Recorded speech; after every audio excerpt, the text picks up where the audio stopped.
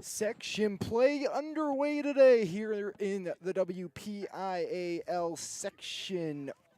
If I can find my paper, Jose, which one blowing halfway across the field Section earlier. 2, 4A. Yeah, Section 2 of 4A. I knew it was 4A. Hey, but, gorgeous day for some softball here on top of Cougar Mountain. Alex Lyons, Jose Negron with you, bringing you an absolute mammoth clash to start section play here from Yough High School between the undefeated 3-0 Elizabeth Forward Warriors and the undefeated 2-0 Yough Cougars.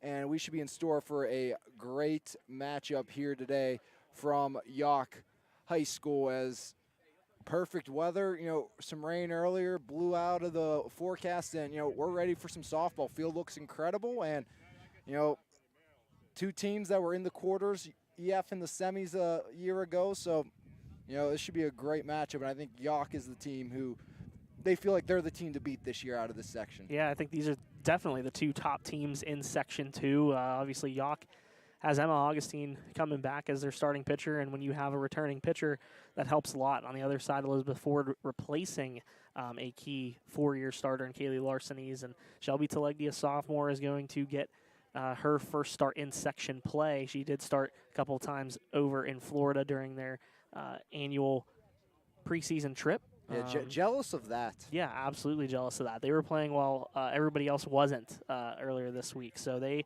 got 3 games over in Florida, went unbeaten at 3-0. And Yough has beaten a pair of local teams to start the season in Charleroi and Thomas Jefferson. So should be an interesting matchup. Obviously, first section game between two of the arguably top teams in this section, two favorites to potentially win the section title. So winner gets an early edge here in this one. Yeah, and you talked about, that Charleroi game. That was probably one of the best games we've seen, to obviously early in the season, but it's going to be one of the best games I think we have all year long. Yough losing till the final inning, and then the walk-off 2-run shot by the freshman Waldeer, and what a way to start your freshman campaign for her. Yeah, I mean, we know what she is able to do power-wise, and we got to see it on display. And, Yough's going to count on her again here in this one, hitting in that number 3 spot. So we'll see if she's able to get one over the fence here on a windy Cougar Mountain. Yeah, definitely a day that is good for hitting the home run ball. You can say wind blowing, but we'll see what happens as, Yough, they want some revenge from last year. The way EF kind of took care of business, obviously you lost a ton of talent on that team for Elizabeth Ford from a year ago, but, when you look at the grand scheme of things, it's still a very loaded lineup that can be very dangerous throughout the course of this season. They want to show, even though they've lost a lot, they're still a team that is to be messed with here this season, and they're going to look to put a big statement up today. Yeah, and I think it all really starts, with those at the top of their order, really in the middle of the order, starting with senior Grace Smith, hitting .556 so far through 3 games, a Slippery Rock University commit. Brooke Markland, another key senior, hitting at the top of the lineup, hitting just under 300 to start the campaign. So, those veteran leaders are going to lead the way. Shelby Telegdi has showed a ton of pop throughout her first year at the high school level, and even early on in this season, I believe 2 early home runs in those first 3 games for Elizabeth Forward. So, they're going to count on, the heart of that order, that, those 1 through 4 hitters to kind of set the tone for what this team can do. And Olivia Grimm in that 5 spot, a freshman who has shown a lot of good hitting ability early on, hitting .545. So still a very good lineup. They lost a lot of key pieces with Anna Resnick and, Breeser Sevick. Even Kaylee Larsenes, hitting-wise, was really, really strong for them last year, especially as a run producer. So definitely going to have to replace a lot, but there's still some talent there offensively. Yeah, and we'll take a look at this lineup top from bottom for the Warriors from Elizabeth Ford. Brooke Markland leads things off, playing shortstop, moving over from second base. Lauren Vay bats second. She'll play center field. Batting third, the pitcher, Shelby Telegdi. Batting cleanup and playing at second base will be Grace Smith in the 5-hole. It is the freshman catcher, Olivia Grimm. Saw her during basketball season. Following her will be Bella Gamiliano. She'll be over at first base. Carly Suk up out and right, batting 8th, and playing the designated player position will be Cassidy Fitterer, and batting 9th, the left fielder Abby Blank.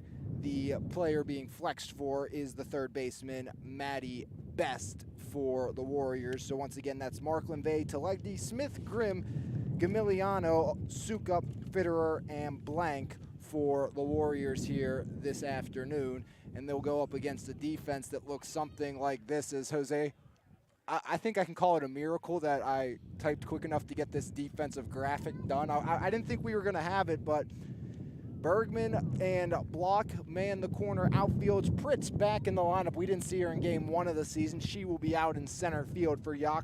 Horvat at third. Adoria Waldeer, the star freshman, at short. Rittenauer plays second. Spoonhauer at first. Back behind the dish, calling the balls and strikes is Proctor. And who else on the mound? It's Emma Augustine. Started every game a season ago. Struck out 16 in game 1 of the season for this Yough Cougars team, and look for another big performance from her on the circle today. Yeah, I think 6 strikeouts against Thomas Jefferson, only allowed 2 hits. You know, she's a leader on this young Yough team, and, you know, a senior who's coming back in the pitching circle, that's a dangerous thing for a team like Yough, so definitely going to rely on her in that regard. An absolutely beautiful day for baseball. Maybe a little windy, but hey, you know, beggars can't be choosers. Better than rain.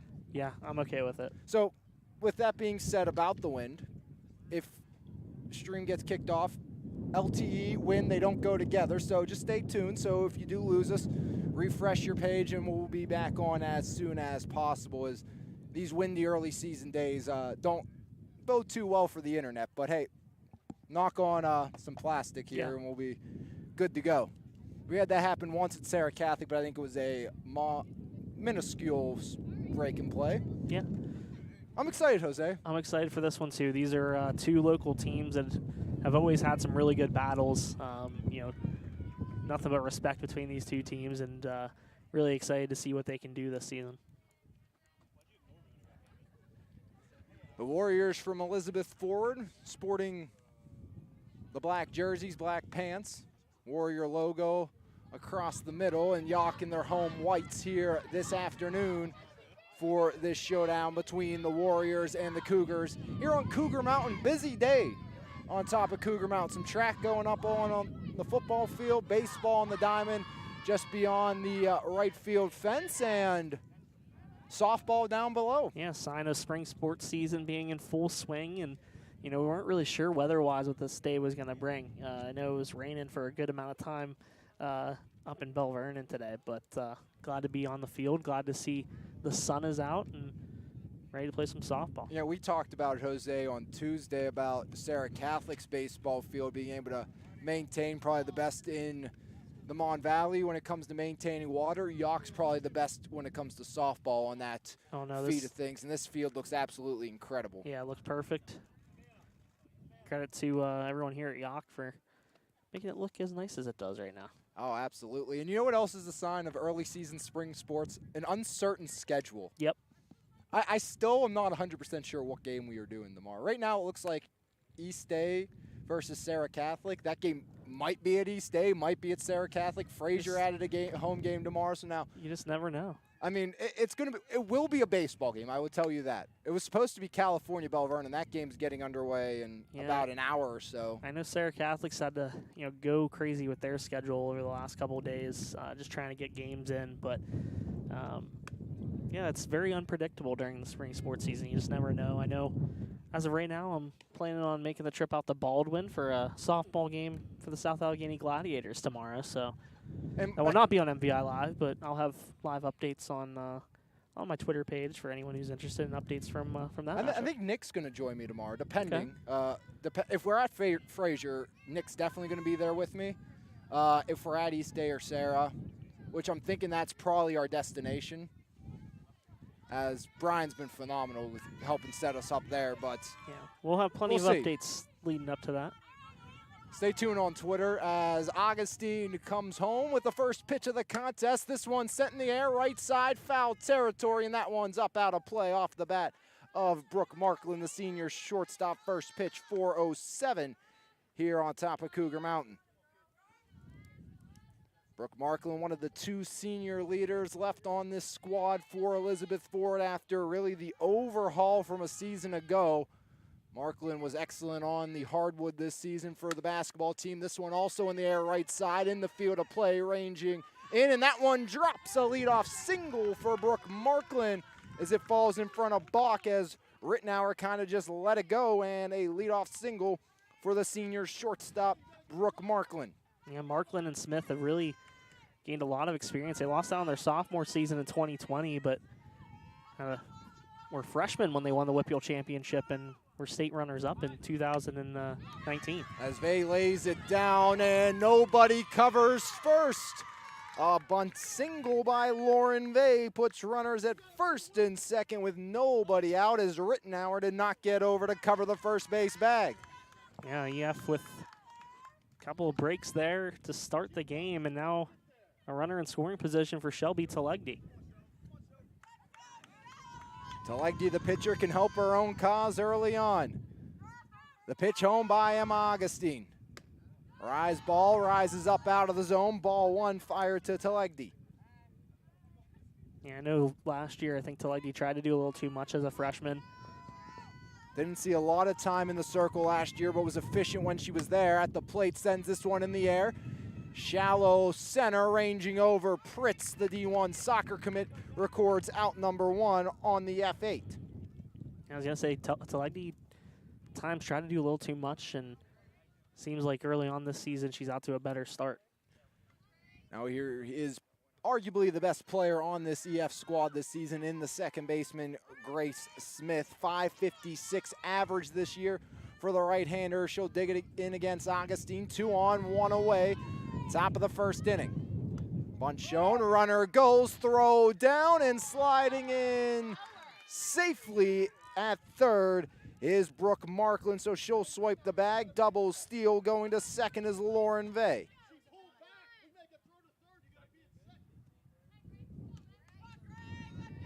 Now Grace Smith with 2 runners in scoring position, 1 away. The Cougars trying to dance through traffic. A big cut and a miss by Smith, the second baseman. If there's anybody who can get out of a jam like this with strikeouts, it's definitely Emma Augustine. Oh, absolutely.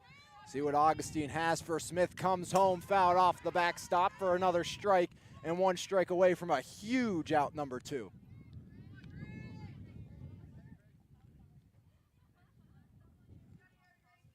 Smith getting some direction from the Warrior bench. Augustine toes the rubber. The 2-strike pitch home. Up, out of play, and I think that got the chain link fence behind us. Yeah, what? Into the trees there.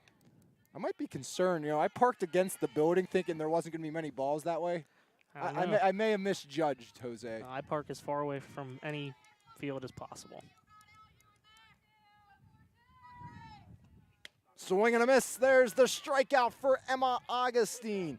2 down now here, and strikeout number 1 with runners at second and third, and now 2 away. Brings up Olivia Grimm, and we said in the pregame, nice start to her first varsity season, hitting .545 early on. And Grimm has been excellent. Won the battle as she'll send this one down the line the other way, and that one's a foul ball off the bat of the freshman catcher Grimm, but won that battle, I think, what, 3-horse race kind of coming into the preseason, and she was probably the last one to the party coming off a basketball season, especially with the run in the state playoffs for this Warrior team. Yeah, she got a bit of a late start, but Harry Rutherford knew that Florida trip was going to settle a lot of position battles, and it sure did. Can she get the big hit here? As that one catches the inner third. Strike 2, no balls, 2 strikes, 2 on, 2 away. Augustine, 1 strike away from getting out of this early jam after the first 2 batters of the game reached for the Warriors from EF. The 0-2 by Emma Augustine.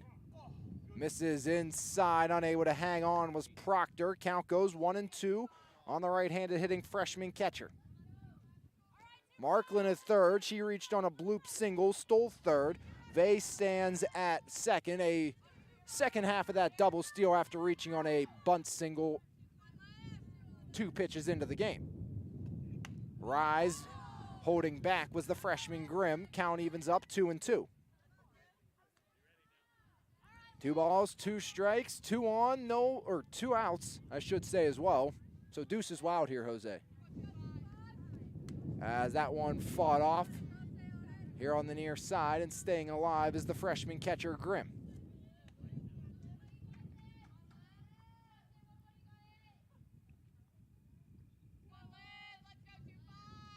Olivia Grimm looking for a huge knock early on here as probably the top 2 teams in the section dueling on day 1 of section play for them, as that one misses by Augustine and the count fills up. 3 balls, 2 strikes, 2 on, 2 out.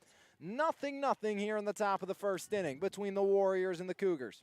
2 really close pitches inside by Augustine there. See if she challenges the right-handed hitting freshman here. On deck, Gamiliano. The payoff pitch fought off straight up, and finding that one was Proctor. As they do get out of the jam on the P2.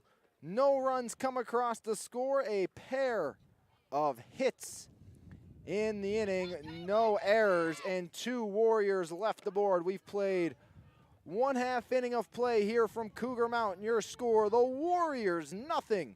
The Cougars coming to bat here on MVI Live, and this lineup for the Cougars looks something like this. Jose, if you want to take us through the starting 9 and the flex player for the Yough Cougars. Yeah, batting leadoff, playing in center field, number 1, Mackenzie Pritz. Batting second, playing second base, will be number 9, Kaylin Rittenauer. Batting third, playing shortstop, number 6, Adoria Waldeer. Batting in the cleanup spot and in the pitching circle, number 26, Emma Augustine. Batting fifth, playing left field, number 24, Sydney Bergman. Batting sixth and at third base, number 55, Maddie Horvat. Batting seventh and the DP is number 10, Katie Roebuck. Batting eighth and catching be number 17, Katie Proctor. And batting in the 9th spot, playing first base, number 5, Michaela Spoon-Howard, with right fielder, number 33, Haley Bach, being flexed.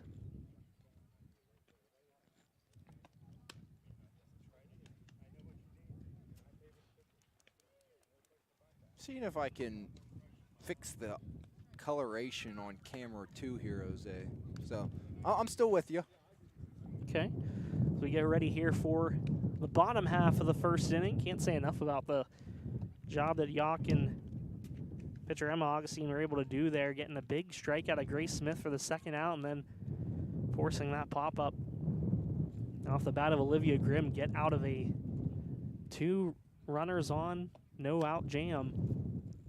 Now we'll see Shelby Telegny for the first time this afternoon. Mentioned that Telegny didn't get too much experience pitching-wise last year, only about 14 innings of work. Was a full-time JV pitcher, though, behind Kaylee Larsenese, and Mary Rutherford very confident in what she's able to bring in the pitching circle. We'll see what she's able to do in her first section matchup against a very good Yough lineup, starting out here with Robert Morris University soccer recruit Mackenzie Pritz. She'll foul that one down the line on the near side for strike 1 against Pritz, the center fielder. Did not play in game 1 of the season for the Yough Cougars. Soccer tournament there where she's been extremely successful for Coach Apollonia here at Yough.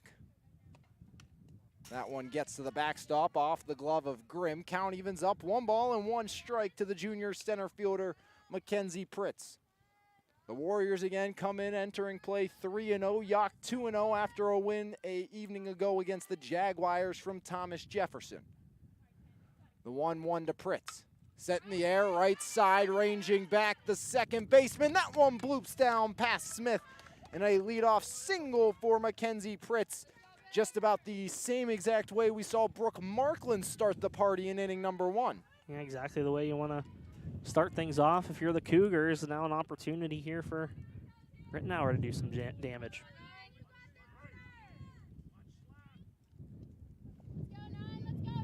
One on, nobody out for Kaylin Rittenauer, the sophomore second baseman. See what the lefty has in store as Telegny fires that one low in the dirt. Ball 1 to Kaylin Rittenauer. Rittenauer, one of those slap hitters from that left-handed hitting batter's box, as Telegny checks the band and comes home. 2 balls and no strikes now to Kaylin Rittenauer. Great job again by Yough, dancing through all sorts of danger in the top of inning number 1, and there's ball 3 fired in there by Shelby Telegny.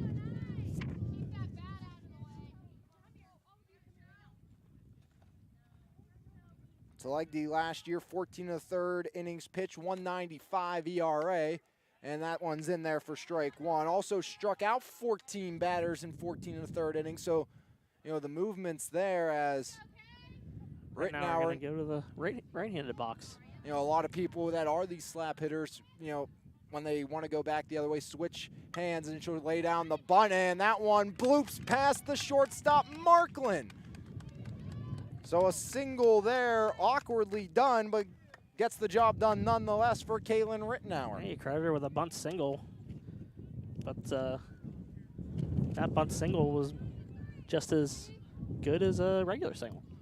And now the big power bat with the freshman, Adoria Waldeer. We've already seen her absolutely hit the seams off a ball earlier this season at Frazier to win a game against Charleroi. The right-hander Telegdi delivers. In there, strike one to Adoria Waldeer. Very reminiscent of that EF top of the first. 2 runners to start. And off for Yough. In a sense, the same exact scenario. Yeah, bloop to right field and a bunt single. Yeah. The rise ball doesn't catch the zone. 1 ball, 1 strike, 2 on, nobody out. Home half of inning number 1 between Yough and Elizabeth Forward. We'll take you through the Warriors' defense after out number 1 is recorded here of this inning. As the 1-1 by Telegdi and check swing indeed, says the home plate umpire as Adoria Waldeer falls behind the count 1-2. She was our State Farm player of the game in the game we did with the Cougars earlier this season. Yeah, when you hit a walk-off 2-run home run. It almost feels a shame that Augustine with 16 strikeouts didn't get it. Is this one in the air, left side, Markland ranging back, and she'll track that one down, a P6 for out number 1. And this is how the lineup looks for the Warriors. Blank in left with Vay in center, Sukup man's right. Best will play at third, Markland at short, Smith at second, Gamiliano at first, Telegdi on the hill, and Grimm calling the balls and strikes for the Warriors from Elizabeth Forward. Bottom of the first, 1 out, 2 on, up the middle. That one knocked down by Smith, so that will almost load them up. But Pritz, using her speed to her advantage, comes all the way around to score. An RBI single by the pitcher, Emma Augustine, makes it 1-0 Yough here in inning number 1 as that ball never left the infield and Pritz scored from second.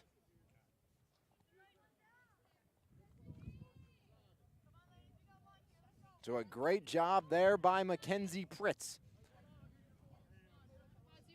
Now it's the freshman Sydney Bergman trying to keep the party going here. Bottom of the first, 1-0 Cougars as this one sent right off the glove of the second baseman Smith. Rounding third, coming around to score, Rittenauer, Augustine to third, and on the third row, Bergman out to second.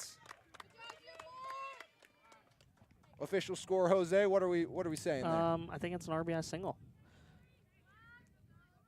So back-to-back RBI singles. That one brings home Kaylin Rittenauer for the game's second run.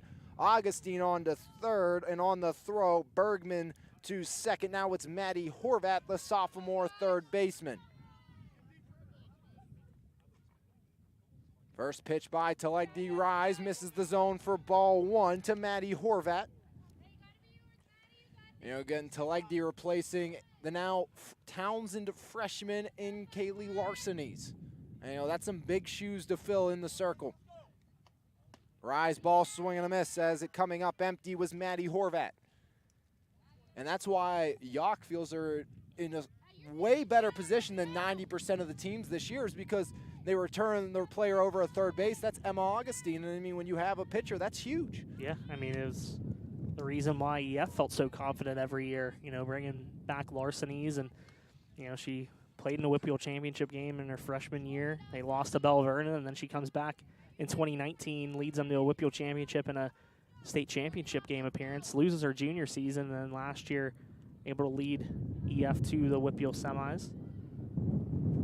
Throw to Highlands as Horvat the other way, and that one up over the head of Sukup. Augustine will score, rounding thirds, Bergman, she'll come in the scores. The throw comes to the cutoff. A 1-out, 2-run double for Maddie Horvat. And the Cougars break it open to a 4-0 lead here in the first. Great piece of hitting there by Horvat. She just lines it right over the head of Carly Suk up in right field. Now Katie Roebuck, the freshman DP, will look to keep it going against the right-hander Shelby Talegdi. That one's fouled off. And back to the backstop for strike one. Runner at second, 1 away, 4 in here in the bottom of the first inning.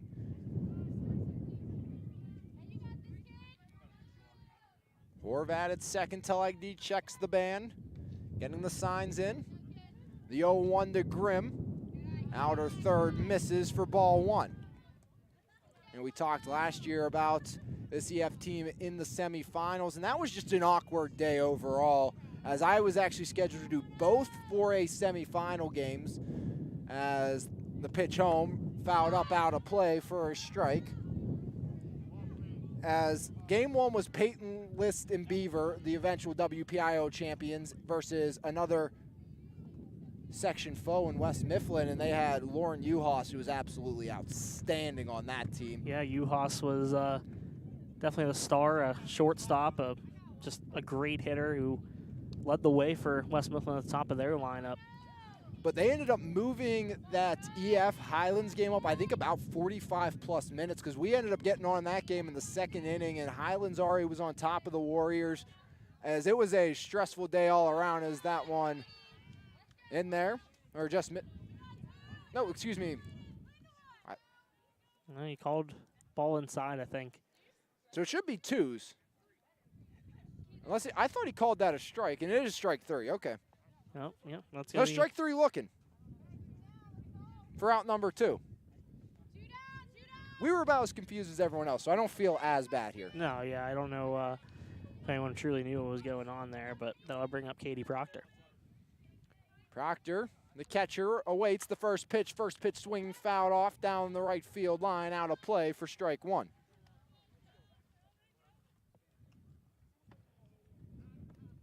I'll tell you though, Jose, we were talking about that champion or those semifinal weekend as Proctor digs in, awaiting the 0-1.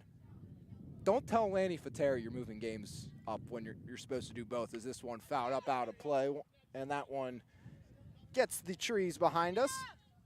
I mean, that was probably the most frustrated I've ever seen any group of people. The Warriors, the Highlands coaching staff were not happy. Lanny wasn't happy. I wasn't happy. The Peters Township Peterwood Park crew wasn't happy. It was just a rough go of it for weather that actually I don't think ever came. Snap throw down to third, and throw gets away, and coming in to score is Horvat. As you give Maddie Horvat a stolen base, and then give that an E2 or E5. I was screened there. No, that's an E2. It was a wide throw by Grimm on that one.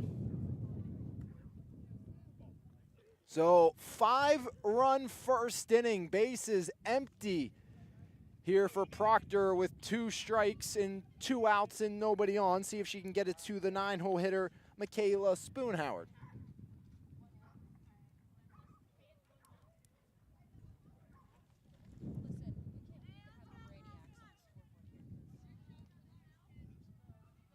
Talegdi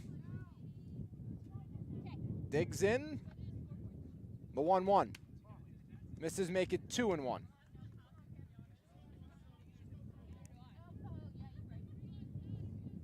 The sophomore catcher, Katie Proctor, digs in, awaiting the 2-2 delivery.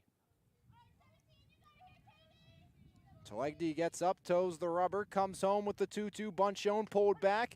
In her third, strike 3 looking, so Talegdi strikes out a pair of Cougars, but not before 5. Count them, 5 runs come across to score on 5 Cougar hits, 1 error in the inning, and nobody left the board. We've played 1 full inning. Yough up 5-0 over the Warriors after 1 here on MVI Live and the Triple Live High School Sports Network.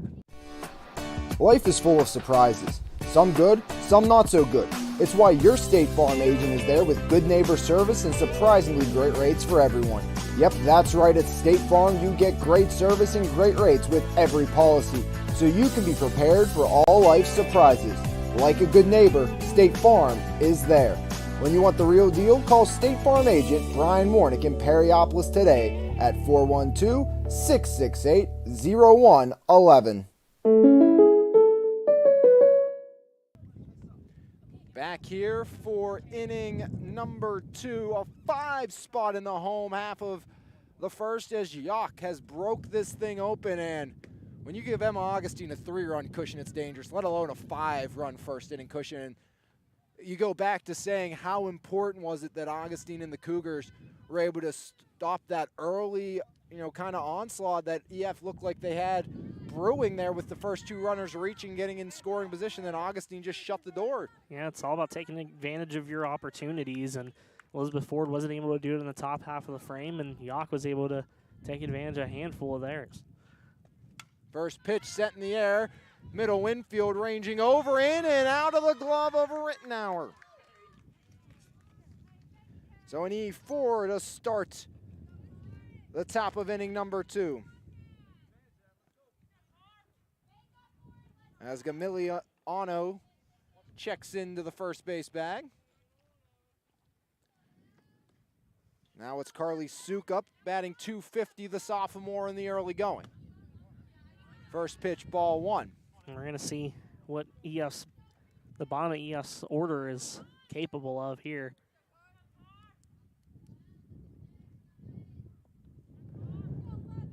The 1-0 by Augustine, ground ball. Rittenauer has it, this time with ease on the first. A fielder's choice.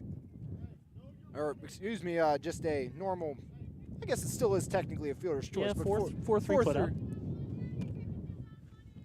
That's what happens when I'm trying to multitask and look for something on the computer and softball's going on. But hey, that's okay.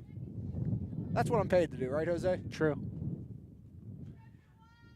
1 on, 1 out. Fitterer, the DP, first pitch swinging on the third. Horvat up with it, on to Spoonhoward, and there's out number 2. As advancing to third on the play is Gamiliano. Now it's Abby Blank, the junior left fielder.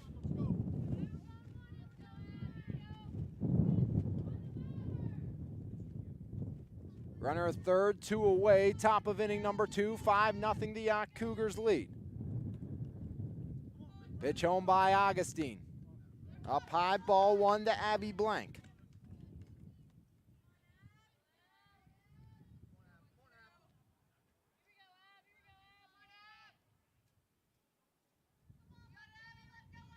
The 1-0.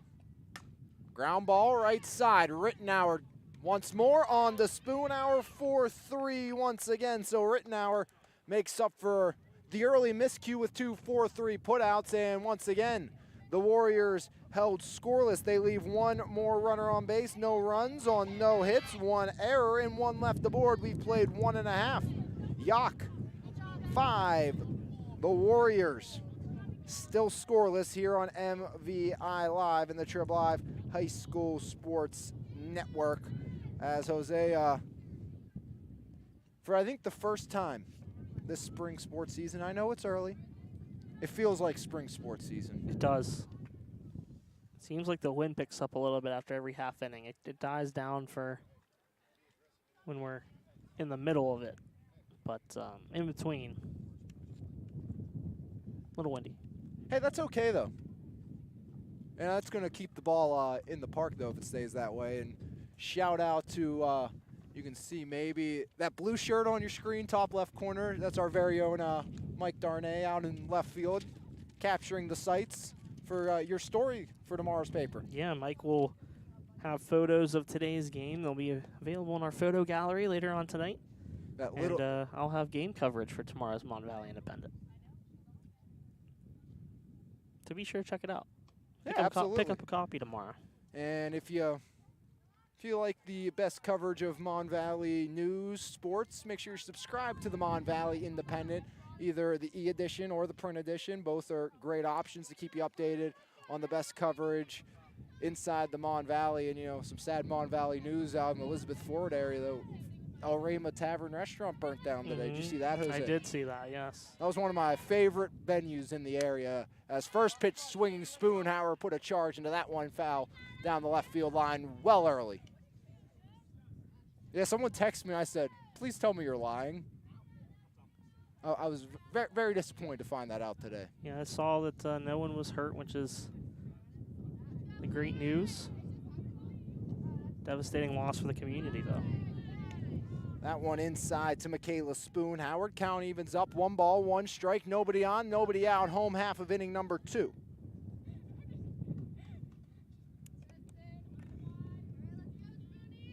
The 1-1 to Spoon Howard. This one set in the air right side. Foul out of play. 1 and 2 now. So we have baseball to our right, straight out javelin, and softball about 3 feet in front of our faces. Yeah. Very, lot going on here today. The 1-2 to Spoonhauer. That one outer third misses by Shelby Telegdi to even things up. 2 balls, 2 strikes. Nobody on, nobody out. Home half of inning number 2. An early 5 spot on the board for Yough. The 2-2 to Michaela Spoonhauer, set in the air. This one out towards the gap, towards the fence, and that one heads over. A leadoff home run by the 9-hole hitter, Michaela Spoonhauer. Make it 6-0 in favor of Yough. I think the wind helped that one out. Didn't know if it was gonna have enough, but just clears the fence for Spoonhauer. 1 through 9 taking care of business this afternoon for Yough. Yeah, just a full offensive effort here for the Cougars. First time through the lineup. 6 of their 9 hitters with base hits. And here's the difference right now in this contest. Obviously the home run helps matters, but both teams saw 2 bloop hits to start the game. Jose, would you agree with that? Yep. Yough took advantage of it. Augustine shut down Elizabeth Ford, and that is the difference right now. Because, you know, if EF takes advantage of that, Yough comes up, you don't know how they react, Yeah, but it's a great job, I mean, putting, I guess, the stopper on that. Yeah, 2-0. it's definitely a momentum shift if you are able to capitalize, get a few runs across the board. Yough has not let the momentum go here as of right now.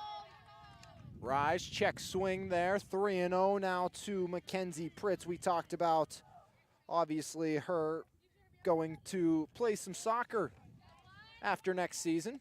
Just a junior, takes strike 1. 3-1 now on Pritz. Said it a couple times too, Alex. The 9-hitter in every softball lineup is always the most important. Oh, absolutely, as that one fouled off. As, you know, you talk about maybe a second leadoff hitter in baseball. I don't think that's as important compared to in softball. Yeah, I mean, you as the 9-hitter, you're getting that lineup back to the top of the order, and you know, if you can show some power, I mean, that just makes you so much more devastating. As there's strike 3 looking for Mackenzie Pritz. 3rd strikeout of the game so far for Shelby Telegdi. Now it's Rittenauer. And you know, this is a young Yough team with a lot of returning starters. To be exact, 7. But you know, when you start 5, 6 freshmen a season ago, and yeah, you had your woes, you still made the quarters as a slap swing is fouled off the plate. Now that they're sophomores, you have 5, 6 sophomores starting with experience. Yeah, yeah. I mean, you take take some struggles. They're going to be struggles. I mean, you're going to take some. There's going to be growing pains for any young player, but you know, now these girls have a lot of experience coming into this season. Sent straight up, and that one up and out of play.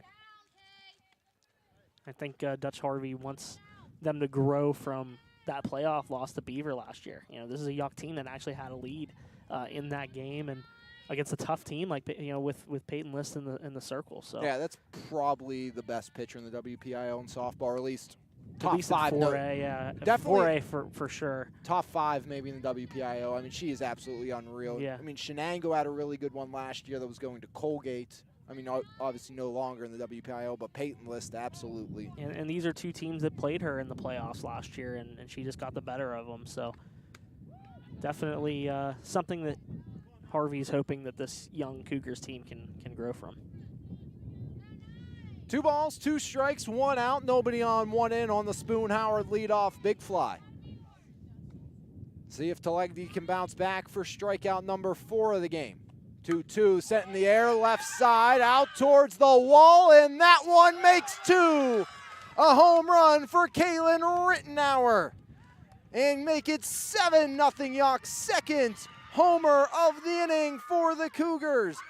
As Kaylin Rittenauer puts a charge into that one, and talk about making up for an error.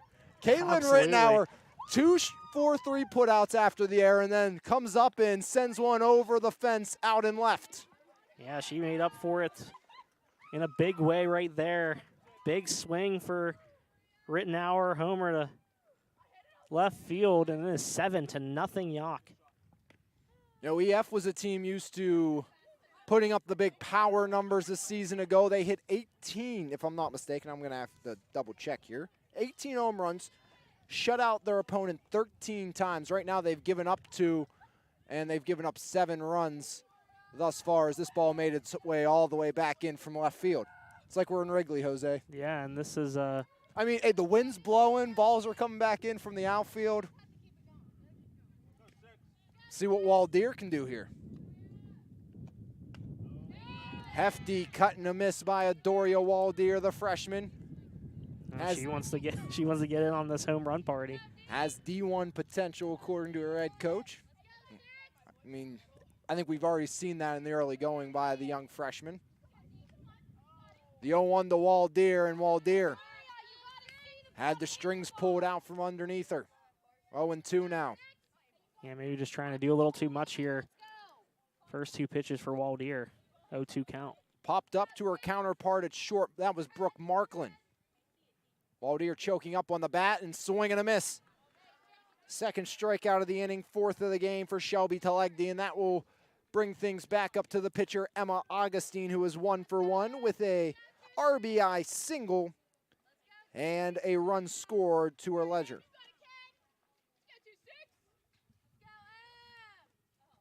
Trying to keep the party alive here in inning number 2. 7-0 Yough leads. First pitch swinging towards the hole, and a diving grab by Brooke Markland. The senior lays out to get it.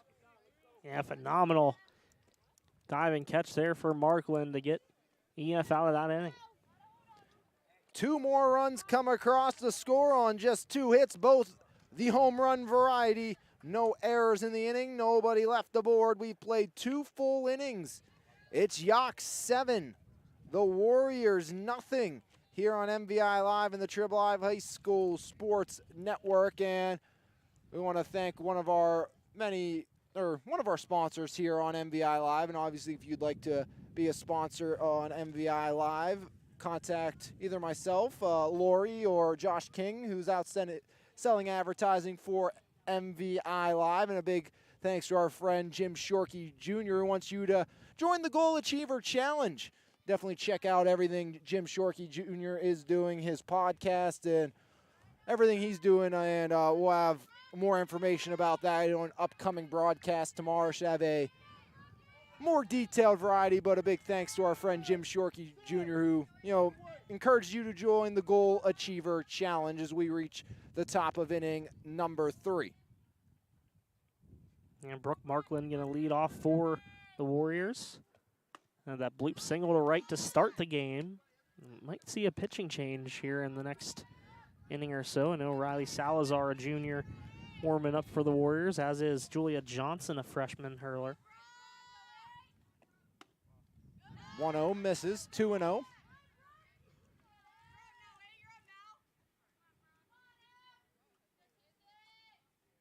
Yough, obviously a team that has those WPIAL and PIAA aspirations this year, as Augustine paints the outer third to make it 2-1. Yeah, and that's every year for this Yough team. I mean, this is a program that won a state championship in 2016 in Class 3A. Hope to do so here in 4A this year. That was a fun run to cover back in 2016. That was actually my first few months with the Mon Valley Independent as a freelance writer. As that one, hot shot to second, Rittenauer says no problem. As Markland robbed by Kaylin Rittenauer, and that glove is working just fine right now. Well, she has redeemed herself in multiple ways since that error in the second inning. Couple putouts, homer. Now a nice grab on a line drive off the bat of Markland. Sent in the air, right side, Rittenauer goes out, coming in, making the grab is Bach. 2 up, 2 down. 2 quick outs there for Emma Augustine. Now brings up Shelby Telegdi, who flied out to center in her last at bat. Salazar continues to loosen to our left as Shelby Telegdi. See if she can find some offense. First pitch ball. The coaching staff of the Cougars like it, even though it was called a ball by home plate umpire here this afternoon. No, even when she's not missing by much. Some spin on that one, and the English sends it foul off the glove of Maddie Horvat down the third base line. Yough, of course, the 2016 PIAA champions. They were the 2011 WPIAL champions in District 7. You know, I think they have an opportunity to take both of those with a new number as that one sneaks through off the glove of a diving Adoria Waldeer for a single by Shelby Telegdi.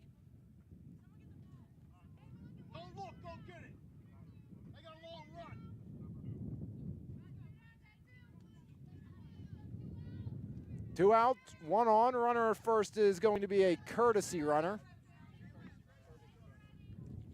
And that comes in the form of... That's me, Addison Masisco, freshman. A lot of freshmen on the bench for Harry Rutherford's squad. There's one of them in the starting lineup in Olivia Grimm. Grace Smith at the dish. Last year, 386 hitter, 1 long ball, 16 runs batted in. Volleyball player as well. High and looking to snap throw back down to first was Proctor, but instead fires it back to her pitcher. Again, this is a very young Elizabeth Ford team. You look at these substitutes on this sheet, Alex. A lot of them they're all, aside from Riley Salazar, they're all freshmen and sophomores. 1-1, set in the air, right side, going back towards the fence and hauling it in is Bach once again. Her second out recorded this inning, keeps the Warriors off the board, and the first one to greet her coming back to the infield is her pitcher, Emma Augustine. As 2 great catches by Bach out and right sends us to the home half of the third. No runs, 1 hit, no errors, 1 left aboard through 2.5. Yough 7, the Warriors nothing. EF has stranded 4 runners through 3 innings of play thus far. And that's what Yough has not done. Everybody that's got aboard has come home to score in the early going for Yough.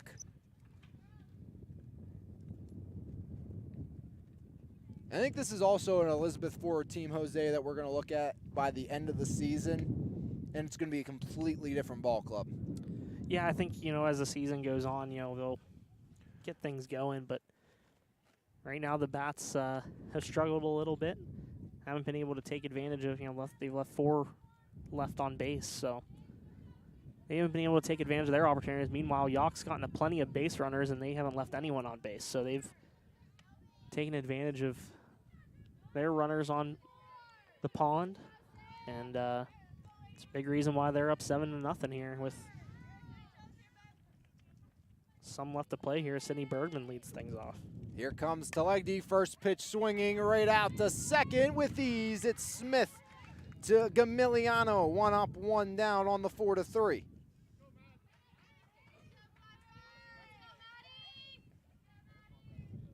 Brings up Maddie Horvat, doubled in a pair of runs in her last at bat. Later scored on a throwing error by Olivia Grimm. Pitch home, fouled off. And Jose, if that fence wasn't there, I think you might have got that in the shin. Yeah, maybe. Well, only would have hurt for a few seconds. You say Maddie Horvat wasn't hitting the ball hard? No, I'm saying that you're a tough guy. I like to think I am, but I like it. it might have hurt a little longer than I'm saying. Is strike 2, swinging to Horvat. Hey, we like to have a good time here. We do. We do.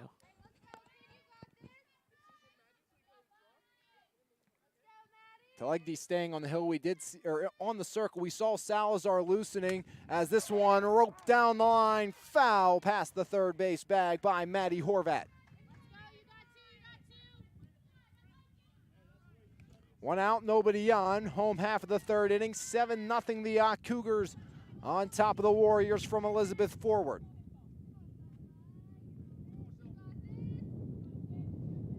The 0-2 by Shelby Talegdi outside as lunging into the left-handed hitting batter's box was Olivia Grimm. You know, Grimm just one of those extremely athletic freshmen that we see at Elizabeth forward. You know, I think that's a very, very athletic class, all sports considered, as that one misses. We obviously saw what Chloe Zombeck did on the basketball floor. Olivia Grimm seeing some minutes off the bench as well. So, you know, even though you don't see a girl like Zombeck here, you have a girl like Grimm who has been absolutely, you know, incredible in development in the early goings. This one sent straight up and out of play. Maddie Horvat staying alive. You know, last time we saw an AB like Horvat's putting together right here, the ball ended over the left center field, or excuse me, right center field fence off the bat of Michaela Spoonhauer. 2-2 to Horvat.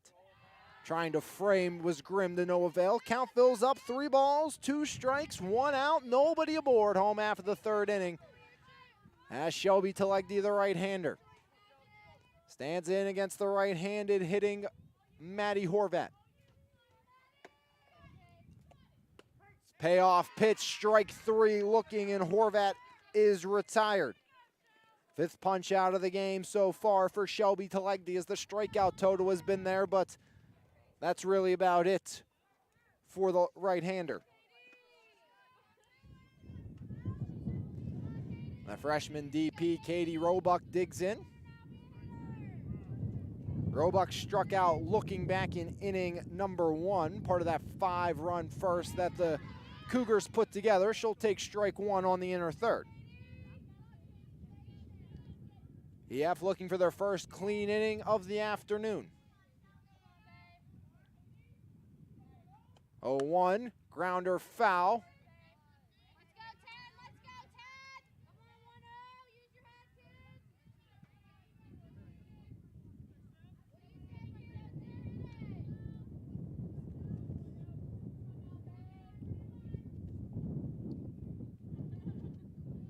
The 0-2 by Talegdi Rise, swing and a miss, another strikeout for Shelby Talegdi. She has 2 each inning, 6 in the game. First clean inning of the afternoon for Talegdi and the Warriors from Elizabeth forward. We've played 3 full. Yough still with a big margin of advantage, 7-0 over the Warriors from Elizabeth forward, as we'll move into inning number 4 here on MVI Live. And a reminder and a call out to all of our local and non-local Western Pennsylvania basketball players. Sign-ups for boys and girls now open for the MVI Summer Basketball League, so make sure you sign up for that. Can't miss opportunity if you want to improve this offseason before next year's WPIAL basketball season. We've seen the likes of Rodney Gallagher, Quentin Martin, Devin Whitlock grace our presence, and on the girls' side, of course, the likes of Alyssa Clutter, Ayanna Wade, to name a few. And, you know, we've seen great improvement from all of our summer basketball athletes. So if you're a Western Pennsylvania basketball player looking to get better this summer, make sure you sign up for the MVI Summer Basketball League, taking place at Mark's Court Time in Elizabeth. And not just Mon Valley players all around Western Pennsylvania. And really, we've seen so much improvement in our local athletes from playing in the Summer Basketball League in Elizabeth Township, as there's strike 1 to Olivia Grimm. Yeah, a lot of fun. Always going out to Mark's Court Time for some summer basketball. The 0-1 by Emma Augustine, swing and a miss on the rise, 0-2. And one of the best parts for these young kids is, you know, you're getting immediate exposure in the Summer Basketball League with all the games being streamed on our MVI Live YouTube channel. Gonna try to and coverage in the Mon Valley Independent. That one outside, 1 and 2. We're gonna try to also, I think, maybe expand some stuff we do on the broadcast side of it. You know, get some more in-depth player interviews like we were doing during basketball season. So, you know, some features, and it'll be a lot of fun. Yeah, it's gonna be really cool to see what we can expand on. As there's a single for Olivia Grimm up the middle to get things started here in the fourth. Rittenauer tried to come up with it, but that's a tough play. She went full scale laying out, just unable to bring it back in as a leadoff single. And for the third time in 4 innings, the leadoff batter has got aboard for the Warriors from Elizabeth forward. Yeah, they really haven't lacked base runners. I mean, they got a runner to the third in the first and second inning and just couldn't capitalize on a couple base hits and even an error by Rittenauer there in the second to lead things off. Now, Augustine just 1 strikeout thus far as well for Yough. Yeah, she hasn't really needed to strike anyone out. She's relied on her defense, and aside from 1 error, the defense hasn't failed her at all. I mean, even you look at the error, Rittenauer made 2 putouts right after to kind of redeem herself. And she robbed a hit to start. And she robbed a hit, and she set one over the fence. So, as this one sent up over the head of the first, Spoonhoward picking up Rittenauer on the second, and that one got into the back of Olivia Grimm. A seeing eye bloop single by Gamiliano.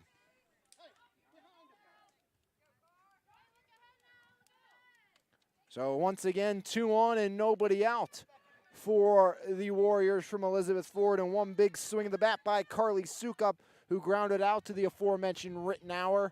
Will step in trying to get the offense going for EF. Yeah, big crucial moment of this game for the bottom of Elizabeth Ford's order. All 3 of them, Sukup, Fitterer, and Blank, grounded out in their last at-bats. First pitch by Augustine. Inside ball 1. Again, Augustine did pitch yesterday for Yough in their win versus Thomas Jefferson. The 1-0 by Emma Augustine, the senior. Misses outside. 2 balls, no strikes, 2 on, nobody out, 7-0 Yough on top of EF. Can the Warriors claw back into this one against the Cougars? A big swing of the bat here to keep it going for Sukup would be a good start as she'll fight that one off up the middle. Waldeer to second for 1, and that's all they'll get. So a fielder's choice puts Sukup as Gamiliano retired on the 6-4, and on to third goes Olivia Grimm. So runners at the corner with 1 away. As we're back down to Cassidy Fitterer, the junior DP, who grounded out to Horvat over at third. Yeah, this is a moment where I'd like to see a strikeout for Augustine as there's a ball outside. And that's start things off. When she needed the strikeout, that's when she got it today. Yeah, she got it there with 1 out. She struck out Grace Smith, EF's cleanup hitter, to 2 and get score that second in out in the first inning. Yep. There is strike 1, as right back to Augustine, who thought about hurling it over to third, but keeps it in her back pocket.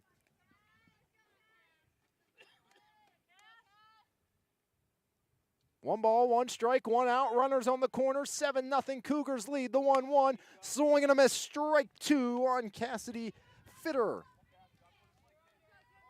As that was a hefty cut and a miss, as Fitterer had maybe some thoughts with that swing. The 1-2 by Emma Augustine. Evens it up. 2 balls, 2 strikes, 2 on, 1 away here in inning number 4. 7-0 Yough leads. Augustine rocks and fires. That one handcuffs the catcher Proctor a little bit. Count fills up. 3 balls, 2 strikes, 2 on, 1 away. 7-0 Yough. Augustine. The payoff delivery. Set in the line, drive out to left field. Coming around the score is Grimm. On to second goes Sukup. A 1-out RBI single by Fitterer makes it 7-1. As EF gets on the board here in the 4th.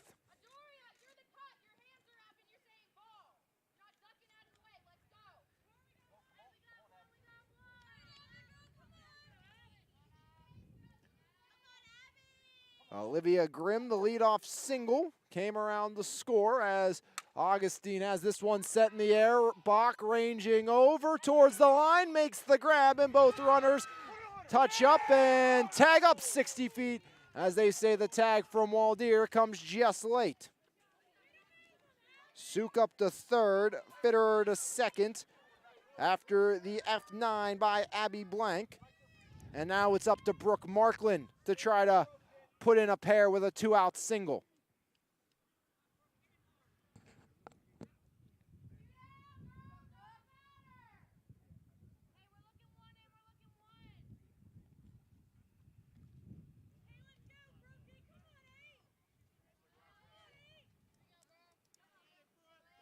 Brooke Markland digs in, a right-handed hitting senior.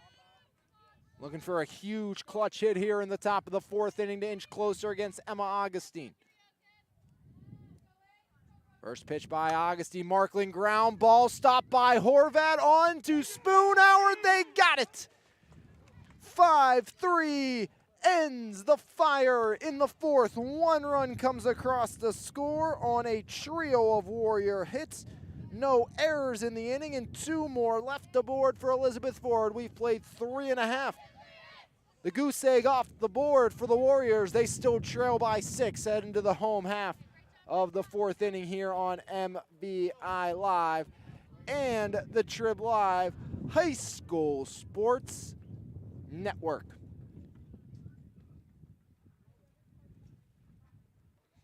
Happily Brewed Cup Shop, located 3496.5 Pittsburgh Road in Perryopolis, serving up specialty coffees, pastries, and more.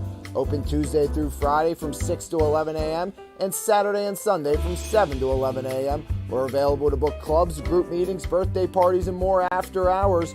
So for more information and our seasonal flavors, check us out on Facebook or give us a call at 724-497-3322. And we can't wait to see you at Happily Brewed. Back here on top of Cougar Mountain. The goose egg off the board for the Warriors. They're still down by 6. See if Telegdi can put another 0 on the board, matching what she did in inning number 3. 6 strikeouts so far in the game for Shelby Telegdi. Due up this inning will be Proctor, Spoon, Howard, and Mackenzie Pritz of the Yacht Cougars as Proctor gets set to dig in for her first AB of the fourth. First pitch swinging, ground ball through the infield past the diving Smith. And it's a leadoff single for Katie Proctor, who is now 1 for 2 on the afternoon. And it brings up Spoon Howard, who homered earlier for Yough, as Dakota Waywood will pinch run for Proctor. Proctor tells her to run good. I mean, hey, I guess that's one way to do it, Jose. Absolutely. Does running good just mean don't make it out on the base path? Or just run, or does it mean just run fast? I think both. Yeah, both? I think just running fast and not getting out. Yes. As there's some blood after Smith tried to dive to stop that one down. I want to say that she was actually had some blood on her arm before that when she was hitting. I think she has a brush burn on her elbow. But nonetheless, play has been halted here. I think the Yough trainer going to go over and see her. I'm not a fan of blood time anymore, Jose. After wrestling and dealing with that for 2 days straight, I'm over blood time. Yeah. No more blood time. EF looking for their 10th straight playoff appearance this year, while the Yough Cougars are looking for number 7 in a row. 8 straight trips to at least the WPIAL quarterfinals for the Yough Cougars coming into play this season. Section championship, last one back in 2018. That was a run of 4 straight section titles for the Yough Cougars. Definitely primed to take that again here this season. Again, last PIAA championship back in 2016 when they beat Lampeter Strasburg 1-0. They went 22-3 that season. Yeah, just a great run for Yough that year. Like I said before, that was one of the first things that I was able to do for the Mon Valley Independent back when I was little 22-year-old Jose. And it was awesome to be able to cover that run and see what they were able to do for the first time in program history. Bring a state championship back here to Cougar Mountain. We'll bring it to Cougar Mountain for the first time. They'll look to bring it back this season. Yes, they will look to bring it back. And so high aspirations every year for this Yough team, but they want to win a WPIAL and PIA title. That's the main goal. And we talked obviously about Kaylee Larson. He's no longer with Elizabeth Ford, now at Townsend, a freshman. You also lose Anna Resnick, who is at RMU. You lost your catchers now at Alderson Broadus, and then you lost the starting outfielder, Mackenzie Kearns. It's not that you just lost players. You lost players at key positions. Probably your key biggest three positions, shortstop, catcher, pitcher. Yeah, you lost all of them. Up the middle. I mean, you lose your starting shortstop, and Anna Resnick last year was phenomenal as Telegdi is hit by a pitch. Or Spoonhoward, I'm sorry, is hit by a pitch by Telegdi. So 2 runners on now for Yough, but yeah, I mean, you lose 3 key positions. Resnick was our MVI B Graphics Player of the Year a year ago. I mean, she hit over 500, showed a lot of power. I believe 4 or 5 home runs a year ago. Losing that from the lineup is huge, and Sursevic was a big factor for 3 years as a starting catcher, started in outfield her freshman year. So just, a ton of multi-year starters that you're having to replace, and a lot of girls that are getting into, everyday spots and everyday starting positions for the very first time. Pritz digs in against Telegdi, pitch home, check swing, and no appeal, no swing. 1-1. Pritz is 1 for 2. A single scored the inaugural run of this game. Yeah, Pritz was a starting shortstop a year ago for this Yough team, moving out to center field. Little blooper towards third, ranging in best and with ease, puts it away on the P5. And brings up Rittenauer, who has had arguably the best offensive day for the Cougars. A bunt single that almost reached the outfield in the first inning, and then that solo home run to left. 2 runs in the scored second inning as well, and a little swinging slap bunt down the third base line for a foul. She did have the error, but I think with the web gem type play, as they would call it, the youngins nowadays they are calling that, Jose. I think you make up for it, and they kind of counter out. Yeah, absolutely. She's definitely redeemed herself in multiple opportunities to do so, and done a good job out of this right-handed batter box.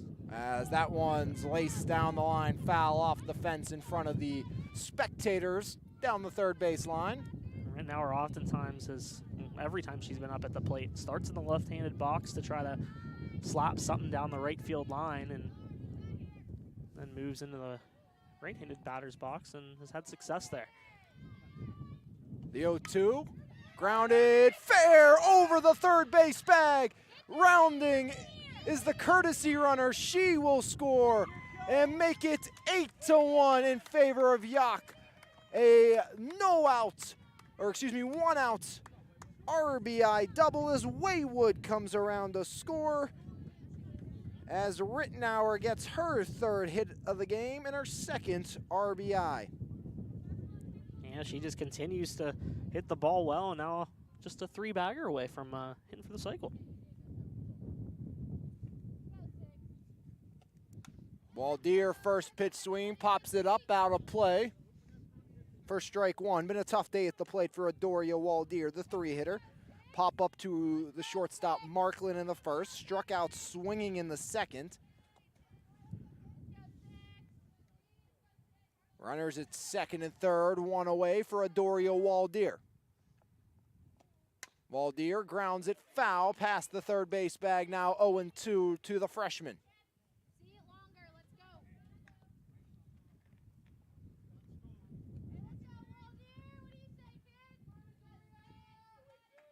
Obviously a very athletic family, the Waldeers here at Yough.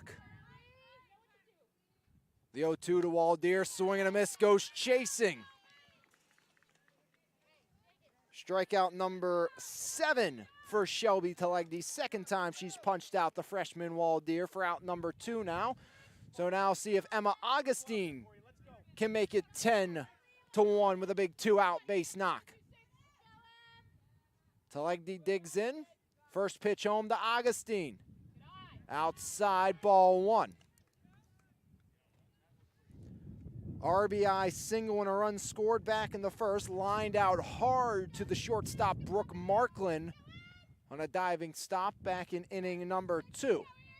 The 1-0 by Telegdi. Grounder right back to Telegdi, in and out of the glove. Picks it up onto Gamiliano to end the threat here in the 4th on the 1-3. One more run comes across to score for the Yough Cougars on a pair of hits.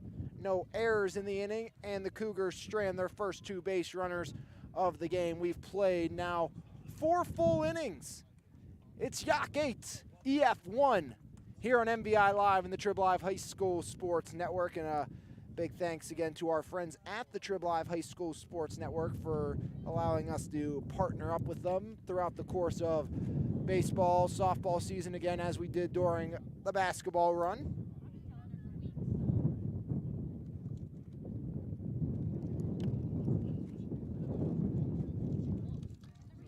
Also, if you haven't thus far and you're watching us here on MVI Live, make sure you hit that subscribe button on our MVI Live YouTube page. Follow us on Twitter or Instagram, as we'll keep you up to date on our schedule and what we're doing here on MVI Live. Also, staying up to date on other games with our MVI Sports Twitter and Instagram.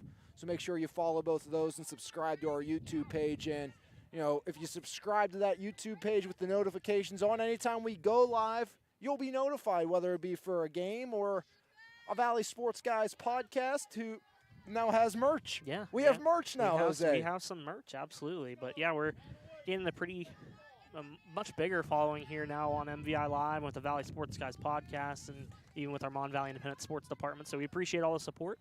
And also a reminder that it doesn't cost anything to subscribe to our YouTube channel. Absolutely free.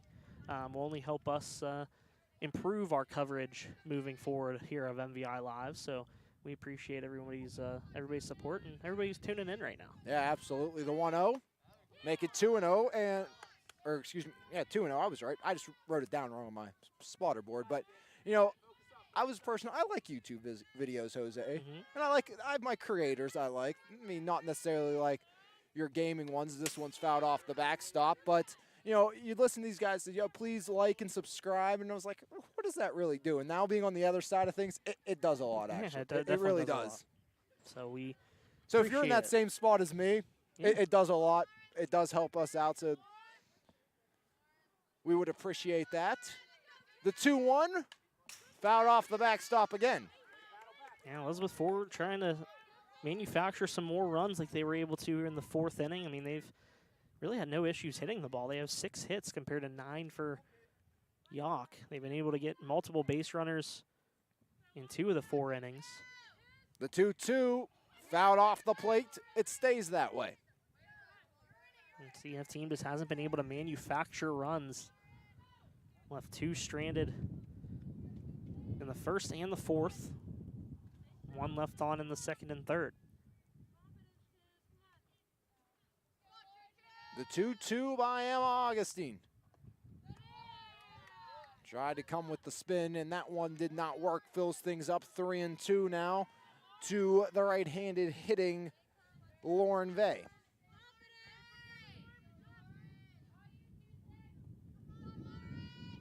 The pitch to Vey, up high, ball 4, and Lauren Vey for the 2nd time today will reach base safely. Now a single and walk to her ledger, and for the 4th time in 5 innings, the leadoff hitter has now got on for Elizabeth Ford. They just have been unable to capitalize here today. That's the difference.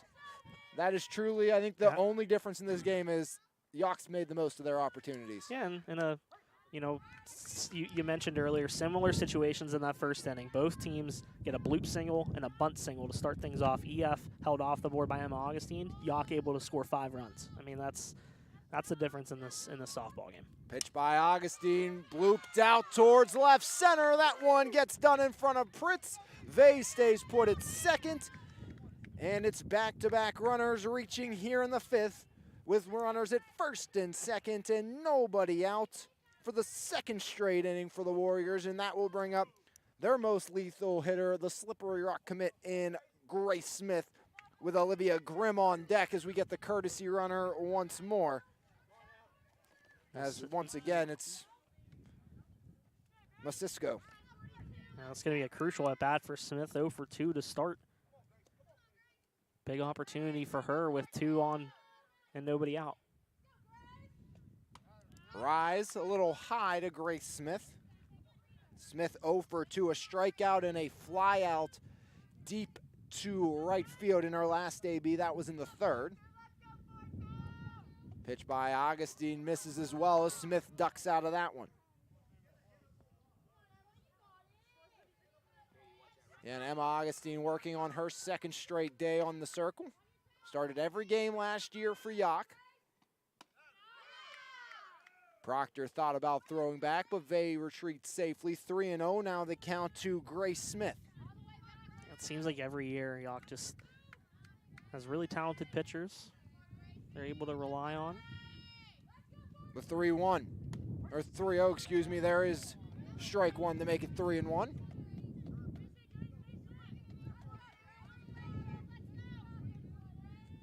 ES said they were going to count on their seniors to lead them this year. Big moment for one of them here, but she'll pop it straight up. Home run in an elevator shaft, and no issues there for Emma Augustine. Yeah, Augustine, calm, cool, and collected, it seems like, in these types of situations, and trying to get out of a jam once again. She did it in the 1st inning. I'm going to ask you, Jose, did you understand the reference home run in an elevator shaft? Yes, absolutely. I had people ask me about that last year, so Really? I just wanted to make sure I'm not. No, I mean, Okay. you hit it really high into an elevator shaft. And I appreciate that's it. right, right? Yeah. Am I wrong on that? Yeah, it's a home run just straight up in the air. Yeah. Brings up Olivia Grimm. She's 1 for 2. Single and scored EF's lone run on an RBI single by Cassidy Fitterer in the 4th inning, just 1 inning ago. She's been great today. See if she can produce once more. Outside, snap back over to Waldeer in the hole.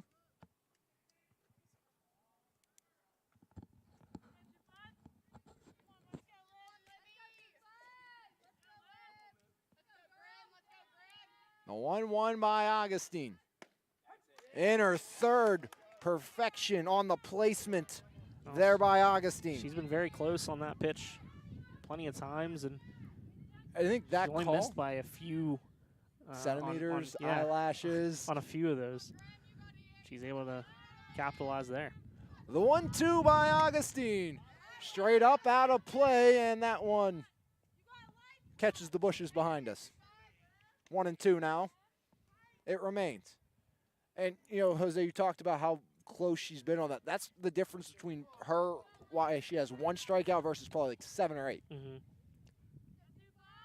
The 1-2 by Augustine, that one sent up out of play down the left side. Stays 1-2 on Olivia Grimm. And then again, you know, sometimes you just have those days where you don't have to strike out, 16 like she did against Charleroi. You know, as long as you're locating your pitches well, you're trusting your defense. I mean, it's been a very solid defensive performance behind her. As that one misses, 2-2 now the count. Remember, name of the game, score 1 more run than your opponent, and Yough found that out the hard way last year. Out of their 6 losses, half of them by 1 run. Yeah, and weren't able to manufacture a lot of runs at times, and so far so good this season. The 2-2 by Augustine.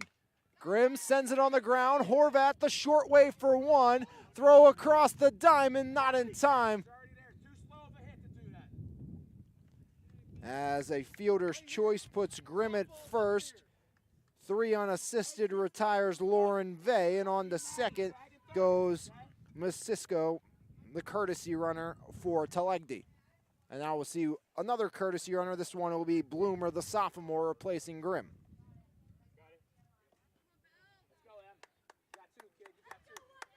Opportunity here for Bella Emiliano. Has reached twice. 1 for 1. She reached on an air and on a single. The pitch by Augustine. Off her senior banner it goes for strike one.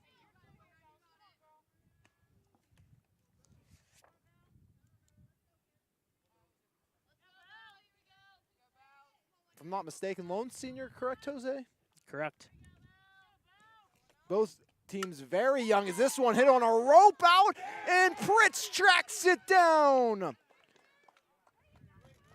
Great job by Mackenzie Pritz, showing off the speed and center to end the hopes of the Warriors here in the top of the 5th inning.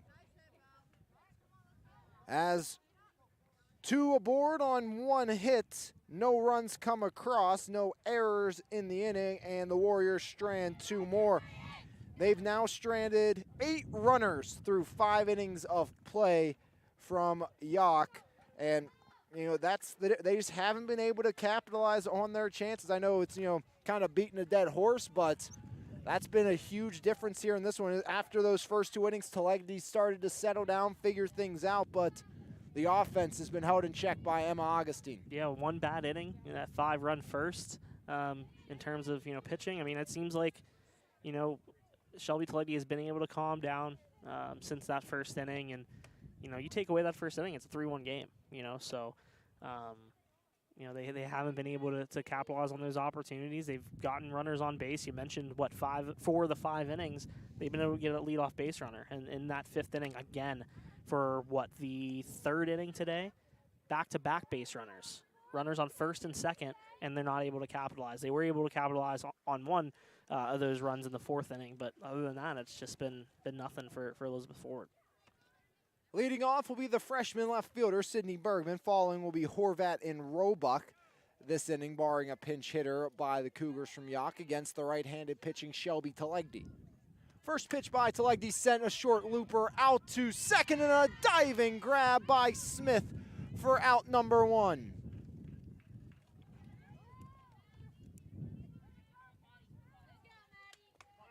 Brings up Maddie Horvat, 1 for 2, strikeout looking in her 3rd inning at bat, but she drove in a pair with a double to right in the 1st.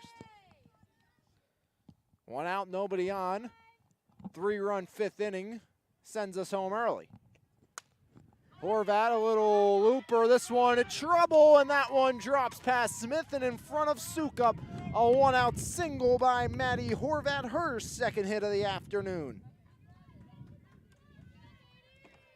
1 out, 1 on, home half of the 5th inning here from Cougar Mountain, and a timeout called as Katie Roebuck gets set to dig in. There's actually no.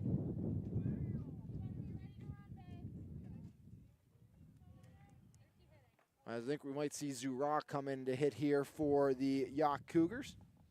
Got the start in the season opener against Charleroi this season. We talked a lot about just the 1 senior for Yough in their pitcher, Emma Augustine, but on the other side of things, an extremely young group as well. We talked about that a little earlier, but some numbers. 14 of the 21 players on this Warrior roster are underclassmen, and just 2 of them are seniors. Yeah, and a lot of juniors, including, Lauren Vey, their number 2 hitter. They got Gamiliano, Fitterer, Blank, Salazar, who was warming up a little bit ago pitching, but they have a lot of juniors as well that have to play big roles this season for this Elizabeth Forward team. If they want to be successful, they got to rely on their veterans and rely on some of their young players as well.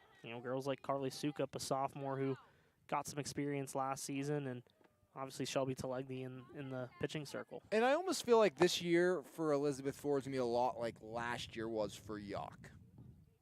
As the first pitch by Telegny outside is a lot of young, skilled players. You have some senior leaders. Yough last year, you had O'Delly, who obviously moved on to play at the next level, but it's a really good experience growing year. You're probably still going to be the playoff team you expect to be, as that one misses to Zura. But there has to be, there's a lot of learning involved, I think, in this season, and might be some growing pains that you have to kind of endure. Horvat at first, pitch home, in there for a strike to Abby Zura.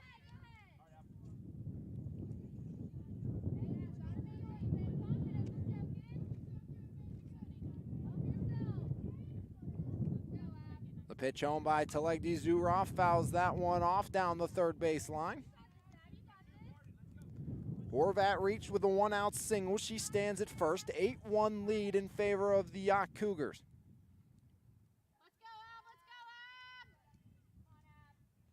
Talegdi toes the rubber, rocks and fires. As Zurov sends that one hooking out of play over the Cougar dugout down the right field line.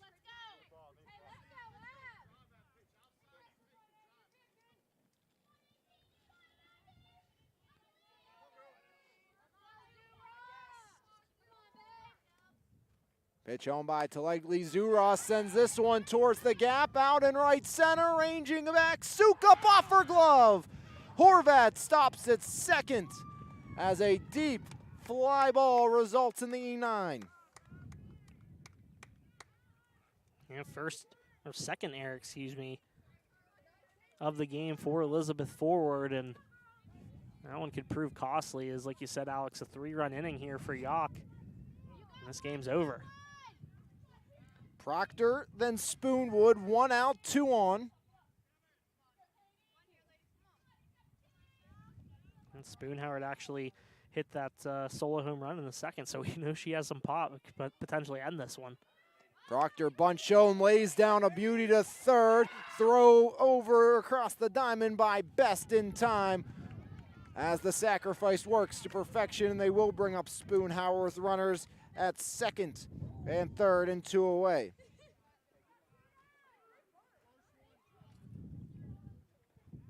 Two out, 2 on. Michaela Spoonhoward, a home run and a hit by pitch in 2 trips to the dish so far this afternoon. Talegdi's pitch to the first baseman, Spoonhoward, chopper to third. Best up with it, lost it, on to first, not in time, as beating it out was Spoonhoward, and that brings home run number 9 for Yough. Infield single, or? That's a tough play. Yeah. All right, we're gonna go infield single.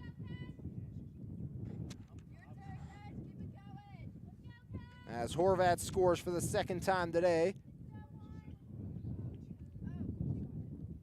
Now runners at the corners with 2 away for Mackenzie Pritz. Pritz started the game with a single and scored a run, 0 for 2 in her last 2 ABs.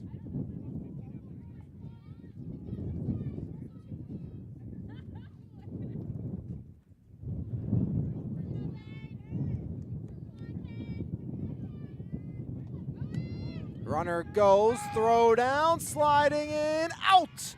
As unable to beat the throw to the bag was Spoonhoward as Grimm fires it out to Smith for the final out of the inning on the caught stealing 2-4 put out, as one more run comes across to score on a pair of Yough hits, 1 error in the inning as well, and the Cougars strand 1. We've played 5 full innings now here from Cougar Mountain. The score, Yough back up by 8, 9-1 over the Warriors from Elizabeth Ford here on MVI Live and the Trib Live High School Sports Network. And just a reminder to all of our listeners and viewers out there, wherever you're tuning in to us here on MVI Live, stay tuned for after the game.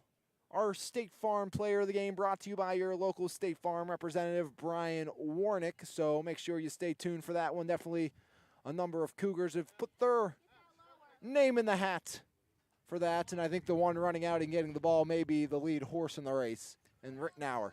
Yeah, Rittenauer has been huge, 3 for 3 for her. A home run, a double. She's only a triple shy of the cycle. 2 runs scored, 2 RBIs. She's been huge. That's the real reason Spoonhoward got out there. She wanted to give her the opportunity. Yes, absolutely, and she'll have that opportunity. Top of the 6th inning, Emma Augustine looking to sit him down quickly. Souk up leads things off, sends this one in the air, out towards right, deep back, far gone. As a leadoff homer by Carly Souk up the other way makes it 9-2 as the Warriors. Once again, the leadoff hitter gets aboard. This time comes all the way around the score. She'll do it herself. That's one way of manufacturing runs. We said they've been struggling to do so all day today, and It was hit over the fence. You mentioned leadoff base runner in all but one inning. That was in the third. Cassidy Fitterer, the right-hander, digs in against the senior Augustine. First pitch swinging up, out of play.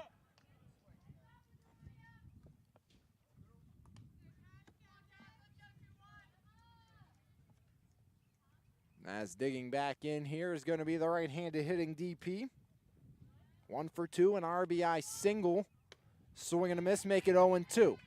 Again, just one strikeout for Emma Augustine here this afternoon. Augustine, through her first 2 games, struck out, if I can do math quickly, 22 batters. The 0-2 misses, and a groan from the bench, and then a disgusted look by Proctor over to the bench as well. Yeah, that one looked right there.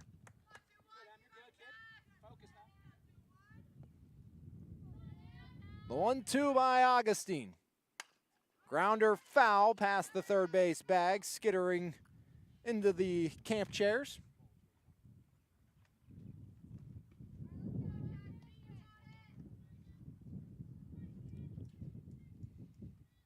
Nobody on, nobody out. 1 run in here in the top of the 6th inning on the home run by Sukup. Augustine rocks and deals with the 1-2. Strike 3 looking. It's taken since inning number 1, but there's finally the second strikeout of the afternoon for Emma Augustine.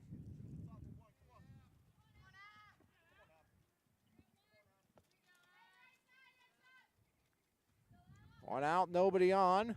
As stepping up will now be Abby Blank. First pitch by Augustine inside, off the glove of Proctor.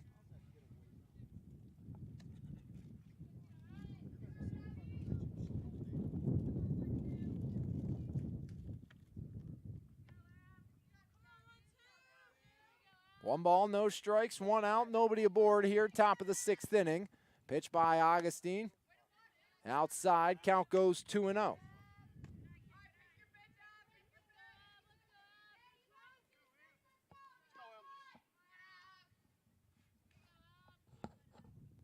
The 2-2 by Augustine. Ground ball back up the middle. Waldeer finds it on the run to Spoon Howard for out number 2. 6-3 of the putout as Adoria Waldeer, moving from right to left, takes care of business with ease.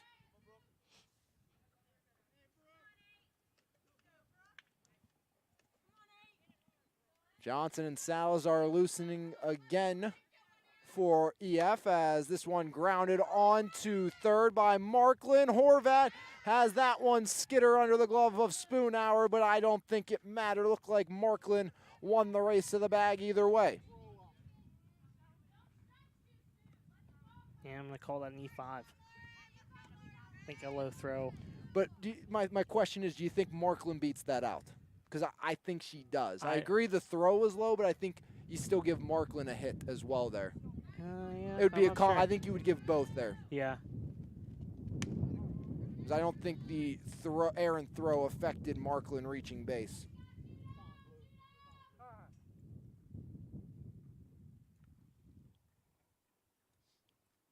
I'm going to give the E5 and the single. Okay. I'm going to do whatever I want here on my scorecard, right? Yeah, why not? I mean, I think in that situation you have to give one or the other. I wouldn't give an error and a single. Hey, I'm just covering all my bases. I'm gonna go infield single. I'll go infield. I think Marklin was going to win the race. Okay. Yeah, we'll go infield single for on that one. I'm generous too. I normally like to give the benefit of the doubt. We're generous guys, you know. 2 outs, 1 on. 9-2, Yough on top of Elizabeth forward. Hard grounder, Spoonhour as it sneaked through her. And on the third goes Marklin, so runners at the corners with 2 away for Shelby Telegdi. What do you call that? I give the error on that one. E3.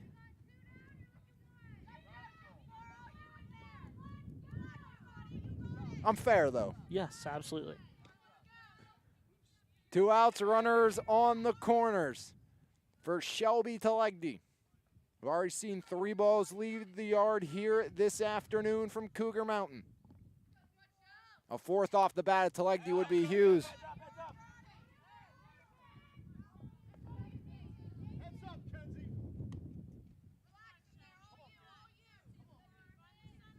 A long ball by Telegdi would cut this deficit down to just 3.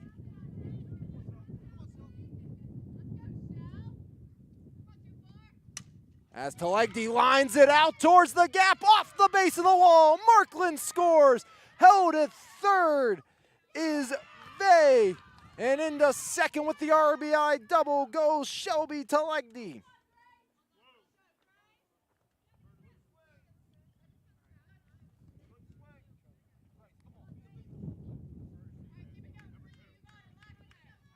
As once again, courtesy runner, this time for the pitcher Telegdi.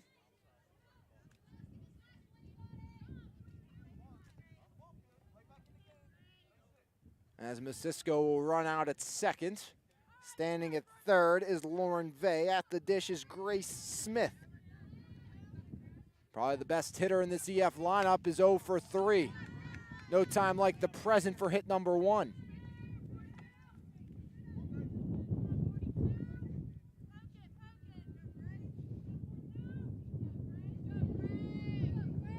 Swirling winds here from Cougar Mountain. The 1-0 pitch to Smith by Augustine. Check swing, foul ball. And Smith stays alive. 2 on, 2 out, 2 in here in the top of the 6th inning. 9-3. Yough still on top of the Warriors. Inning started with a leadoff home run by Sukup. And then an RBI 2-out double by Telegdi. The 1-1 by Augustine. Inside, 2-1 now to Smith.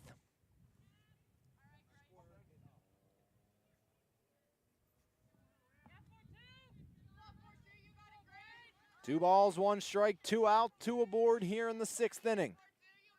The pitch home by Augustine. That one misses. 3-1 now to Grace Smith. The freshman Olivia Grimm on deck.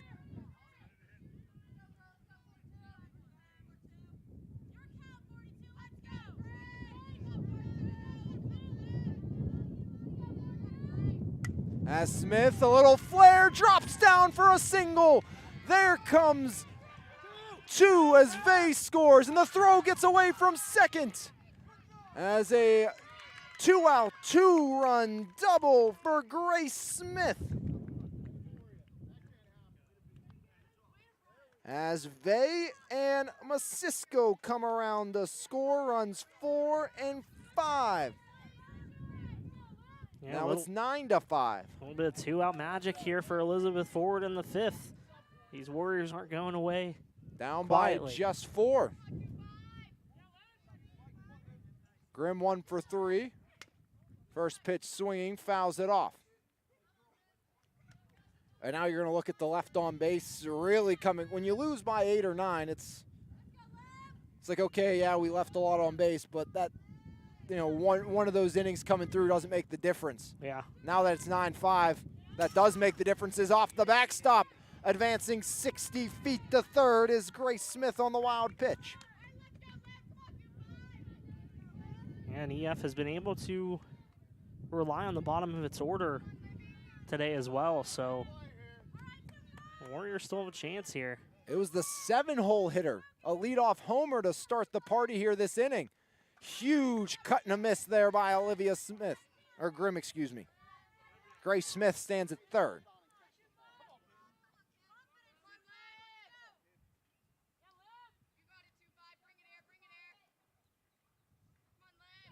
The 1-2. Grimm goes down and gets it. Horvat at third. Across the diamond. Off the bag. Spoonhour can't apply the tag. And E5 brings home Smith.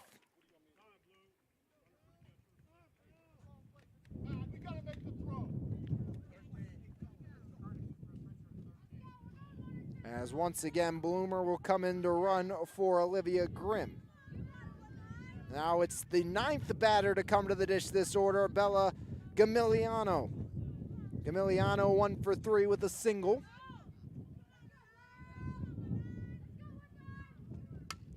First pitch swinging up the middle. The rally continues as the station game's played. 9 to the plate, 2 outs, 2 on. And the 10th batter this inning, the one who started the party, Carly Sukup. And a half inning ago, Jose, we were 1 hit away from Elizabeth Ford being mercy rolled. Yeah, now the tying runs at the plate. She's already put a charge into one here this inning. A leadoff home run.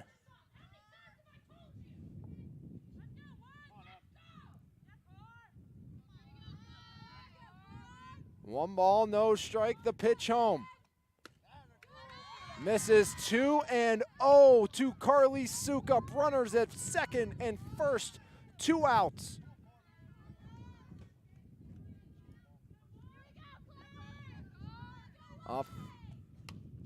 Ground ball foul there as Yough has put up, or given up, I should say, 5 runs here in inning number 6, matching the mark they surrendered in the top, or excuse me, the home half of the first. And 5 hits and 1 error. Well, 2 errors actually for Yough. Other way, Rittenauer keeps it in front on the spoon, Howard, and the rally finally ends. As a good play by Kaylin Rittenauer to keep it in front and keep the Cougars in the driver's seat, but don't go anywhere. A 9-1 lead has shrunk. It's 9-6 after 5.5 right here on MVI Live and the Triple Live High School Sports Network. As that inning, as I mentioned, brought home 5 runs for the Elizabeth Forward Warriors. We'll add, though, 2 more left on base for Elizabeth Forward. 4 hits, 2 errors, and 2 left on. 10 left on base for Elizabeth Forward in this one. I mean, a very gutsy rally here for EF with a nice top of the 6th, but if they fall short, that's definitely something I'm sure Harry Rutherford will have in mind. As not too often you see 6 runs coming to score against the senior pitcher, Emma Augustine. But that is the case here today. Again, we were talking about one big swing of the bats with a runner at third and first by Mackenzie Pritz, ending the contest. And that's, I think, what Spoonhour was possibly thinking, trying to swipe the second base bag, and all of a sudden a 3-run game. As Pritz will lead off here in the home half of the 6th inning. First pitch low, ball 1 to Pritz.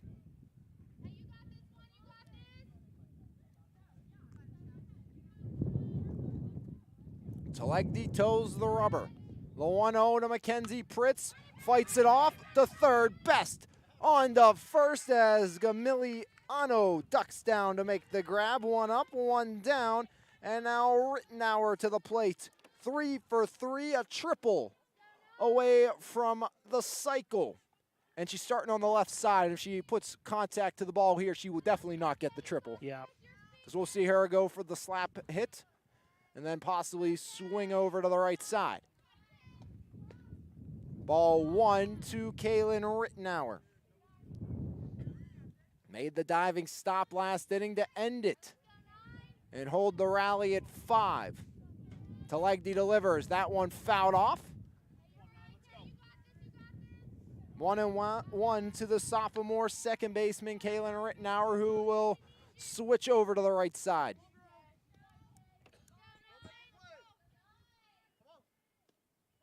See what Rittenauer can do here. The 1-1 by Telegdi. Rittenauer fouls it off, 1-2. Pass Dutch Harvey over at third base.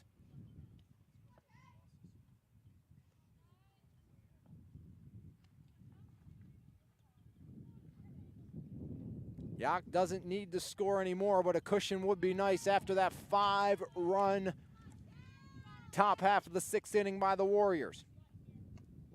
And that one, wearing it the hard way and feeling it walking down the first base line, is Rittenauer, on base now 4 times today. Yeah, she'll likely fall short of that cycle, but getting on base a few times today.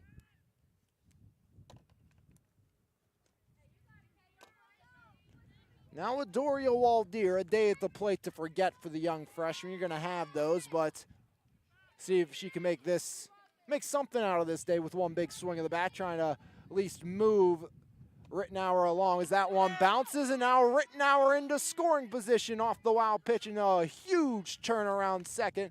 She'll trot back to the bag. And I think for the first time all afternoon, Adoria Waldeer finds herself ahead in the count.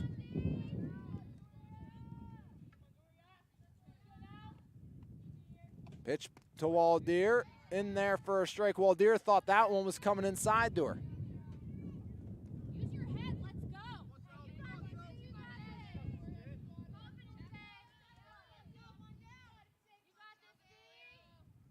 Talegdi toes the rubber, the 1-1 to Waldeer. Swing and a miss, 1 and 2. And Waldeer. Adoria, look at me. You're not going to hit the ball if you're staring at the pitcher. Watch the ball. Adoria Waldeer, 1 out, 1 on. Chance to get the Cougars to 10, and that one high, and that one misses, 2 and 2. Talegdi looking for the hat trick of strikeouts against Waldeer. 7 in the game for Shelby Talegdi. The 2-2. Swing and a miss. There is the hat trick against Waldeer, her 3rd strikeout swinging of the game.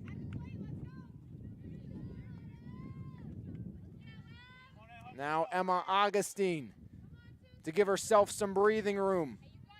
With 1 on and 2 out. Anything to the outfield with the speedy Rittenauer at second should bring her home. Strike 1 to Emma Augustine. I think Augustine has to be saying, I haven't got that call all afternoon.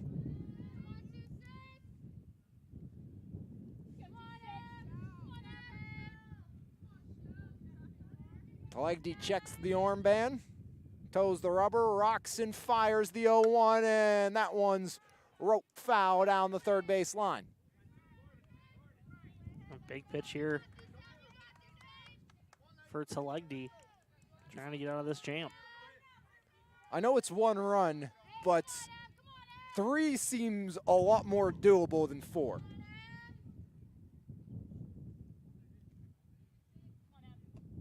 As that one low, 1 and 2, the count on Augustine. And I think another thing you look at, you give up a run here and get a run if you're Yough, you start to take some momentum back.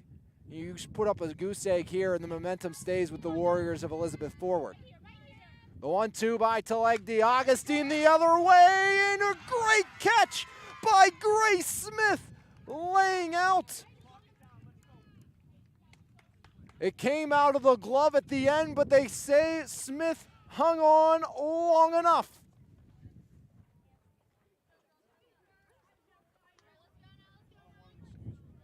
A great play by the senior Smith, keeping things alive. As no runs come across on no hits, no errors, 1 Cougar left on the base path.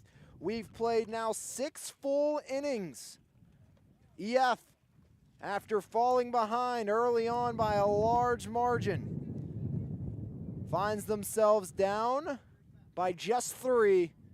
It's do or die for the Warriors here in the 7th.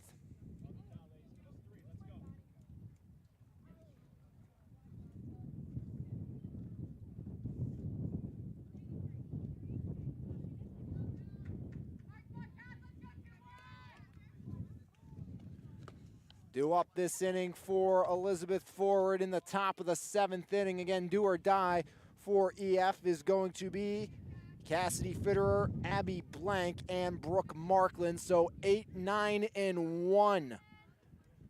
Fitterer, a single, 1 for 3. 0 for 3 is Blank, and 2 for 4 is Brooke Markland. You definitely want to get it back. If you can get it to Shelby Talegdi once again, and if you get it back to definitely Grace Smith, you are in a really good spot if you're Elizabeth Ford, but that's going to take a lot of work. Yeah, absolutely. Fitterer is 1 for 3, Blank 0 for 3 out of the 9 spot, but Gotta try and get it to the top of this order, and maybe get a base runner before then. First pitch ball to Augustine. And you see the frustration, I think, starting to mount on the face of the senior here.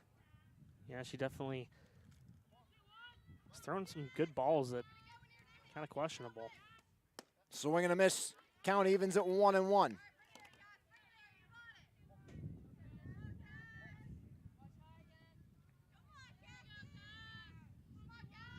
The 1-1 by Augustine. In her third, make it 1-2. Yeah, she's able to hit that inside corner on that one.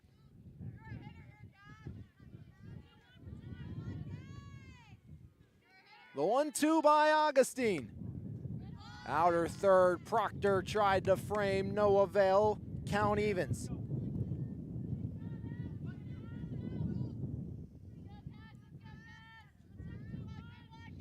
The 2-2 by Augustine. Count fills. 3-2. Now to the 8-hole hitter in DP, Cassidy Fitterer. The payoff pitch by Augustine, swing and a miss. Augustine strikes her out for the first of the inning.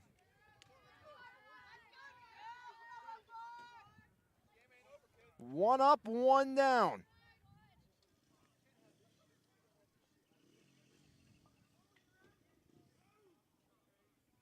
A pinch hitter looks like freshman Jill Yates will bat for Abby Blank.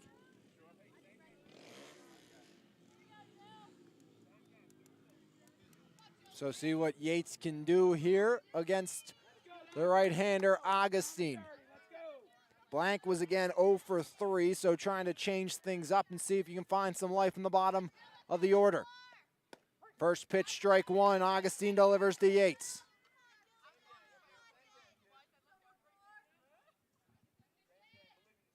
No balls, one strike, one out. The pitch by Augustine. Grounder, Rittenauer tracks it down to Spoonhauer. 2 up, 2 down, 4-3 goes the putout.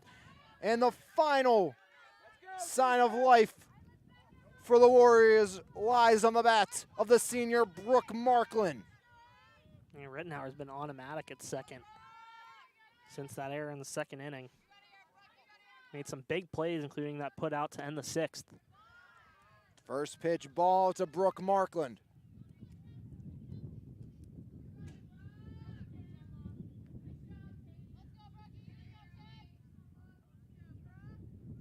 The 1-0.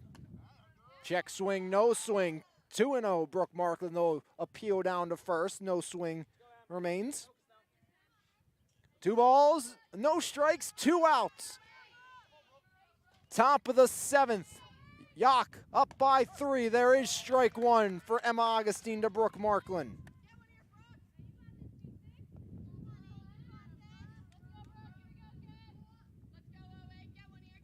The 2-1 by Augustine to Markland.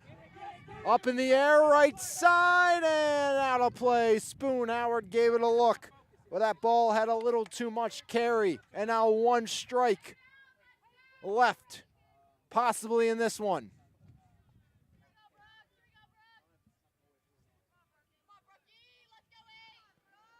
The 2-2 by Augustine. Rise way too high. Count fills up.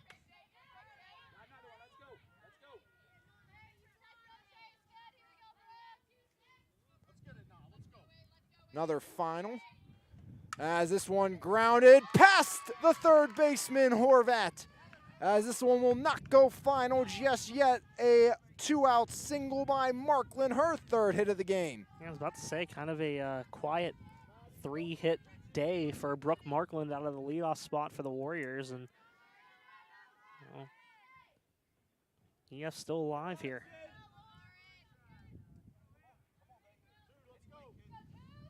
Pitch by Augustine, hefty cut and a miss by Lauren Vey for strike one. Hasn't been clean for Yough after the early going, getting up big, but trying to hang on. The 0-1 In the air, out towards the gap. Prince ranges over and watches that one get out of here. Lead down to one, a 2-out, 2-run homer by Lauren Vay.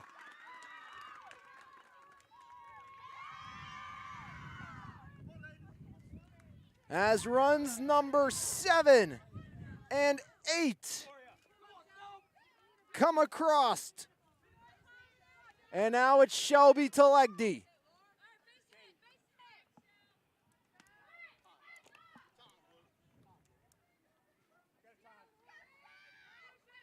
It's a good home run hitting day here on Cougar Mountain, 2 aside. And all of a sudden, one big swing off the bat of Shelby Telegdi can tie this game up. And the thing is, you don't need the homer by Telegdi. If Telegdi can get on base here, especially find yourself in scoring position, you bring in most likely the courtesy runner in Masisko, and then arguably your best hitter, Grace Smith, who is 1 for 4 in the day, but had an RBI and a run scored in that last inning to the dish. But it all starts with Telegdi. Telegdi 3 for 4. An RBI and a run scored, 2 singles and a double. 9-8 your score. Top of the 7th. Telegdi possibly the last chance. Swing and a miss. Strike 1 as Augustine trying to hang on. As that one had a little zip on it. The 0-1, Telegdi the other way, that gets through. The rally continues, that one shoots off Bach. Telegdi stops up and wisely hangs on at first base. Now the tying run is aboard. And Grace Smith at the dish as Masisko, just as we expected, will courtesy run for the pitcher Telegdi. So the go-ahead run in the form of the Slippery Rock commit, Grace Smith, comes to the plate. Wow, what a thrilling rally here for Elizabeth Ford. 7 runs here in the 6th and the 7th. First pitch swinging, a looper over that of Waldeer. That one batted around and the slide might have cost the Warriors the tie. You giving that a double, Jose? Yeah. We'll give it a double for Smith.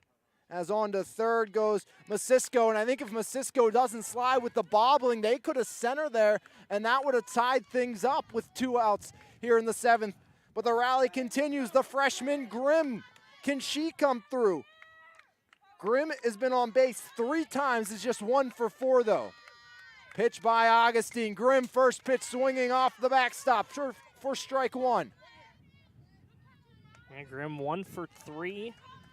A single, run scored, reached on an error in EF's big 6th inning. 60 feet away, the tying run. The 0-1 by Augustine. The other way, deep, out, towards the wall. Bach under it, into the glove. The rally is held off. The comeback is not complete. Grimm gave it a ride. She hit it about as far as she could to keep it in the park, and Bach came up with it. As off the bat, I thought Grimm might have tied and untied it with one swing of the bat, but a deep F9 gives us our 9-8 final. And Jose, holy cow, what a game. Yeah, just a phenomenal section opener, and Yough had control of this game. Late rally by Elizabeth Ford. I mean, you'd expect nothing less from this Warriors team, but big win for Yough to be able to start their section slate. The team that is right there with them in terms of a section title. And next time we see this game over at William Penn Field, Elizabeth Ford's home field, I'm sure we'll see another thriller. As the rally comes up short for the Warriors, just 1 run away from tying this game up, as Olivia Grimm gave it a ride, sent it out to the right field warning track. Just did not have enough on it, but What an effort by Elizabeth Ford. We'll take a break. We come back. We'll have your State Farm Player of the Game here on MVI Live and the Trib Live High School Sports Network. Life is full of surprises. Some good, some not so good. It's why your State Farm agent is there with good neighbor service and surprisingly great rates for everyone. Yep, that's right. At State Farm, you get great service and great rates with every policy, so you can be prepared for all life's surprises. Like a good neighbor, State Farm is there. When you want the real deal, call State Farm agent Brian Warnick in Perryopolis today at 412-668-0111.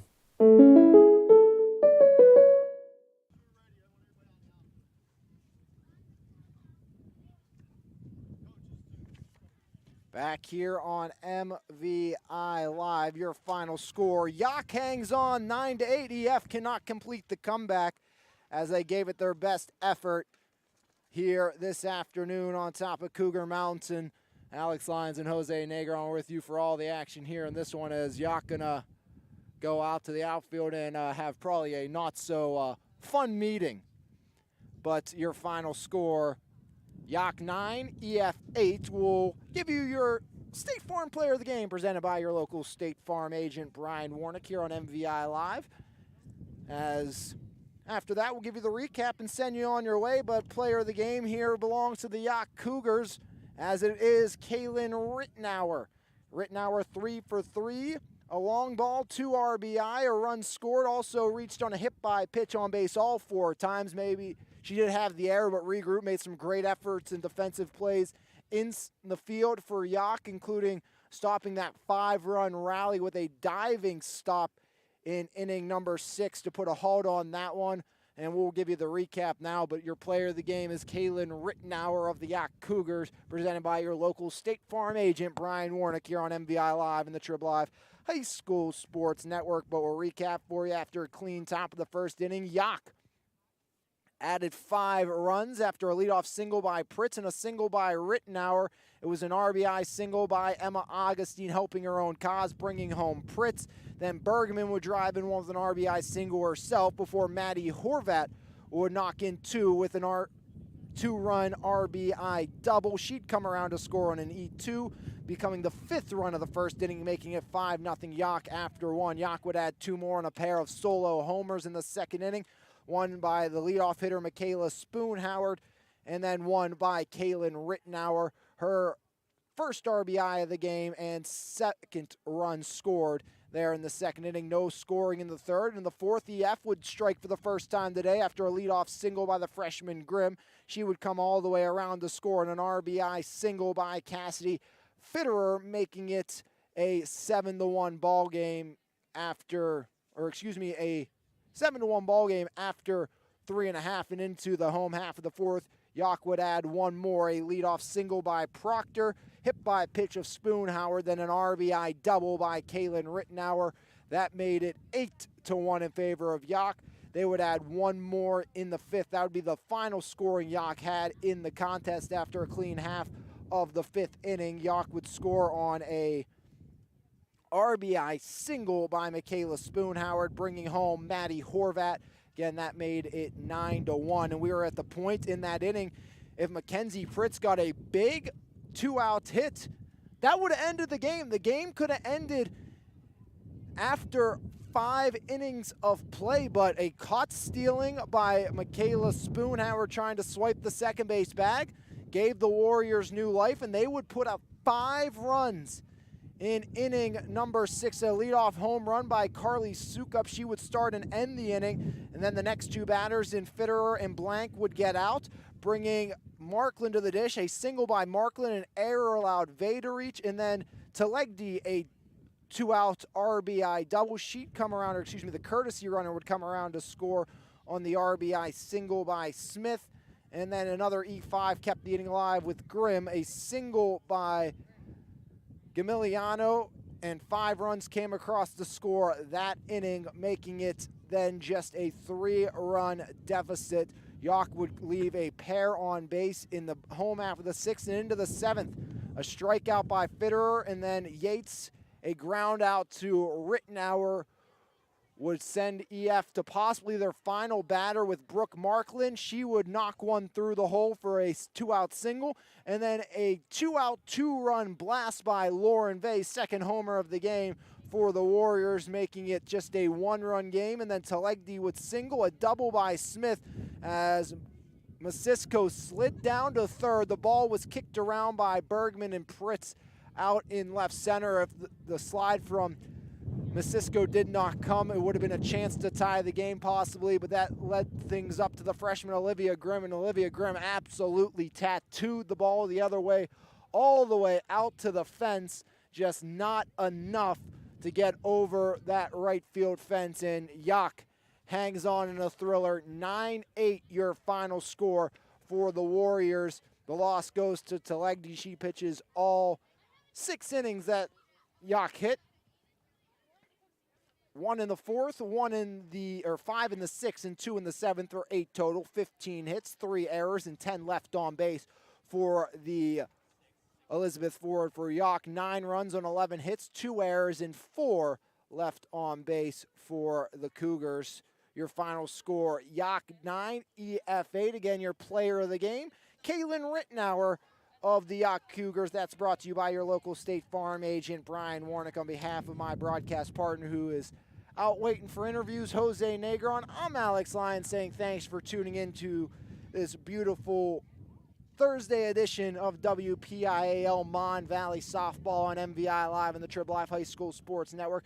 Make sure you stay tuned to see where we will be at tomorrow as we continue the spring sports season right here on MVI Live and the Triple F High School Sports Network. But until next time, I'm Alex Lyon saying have a great rest of your Thursday, everybody.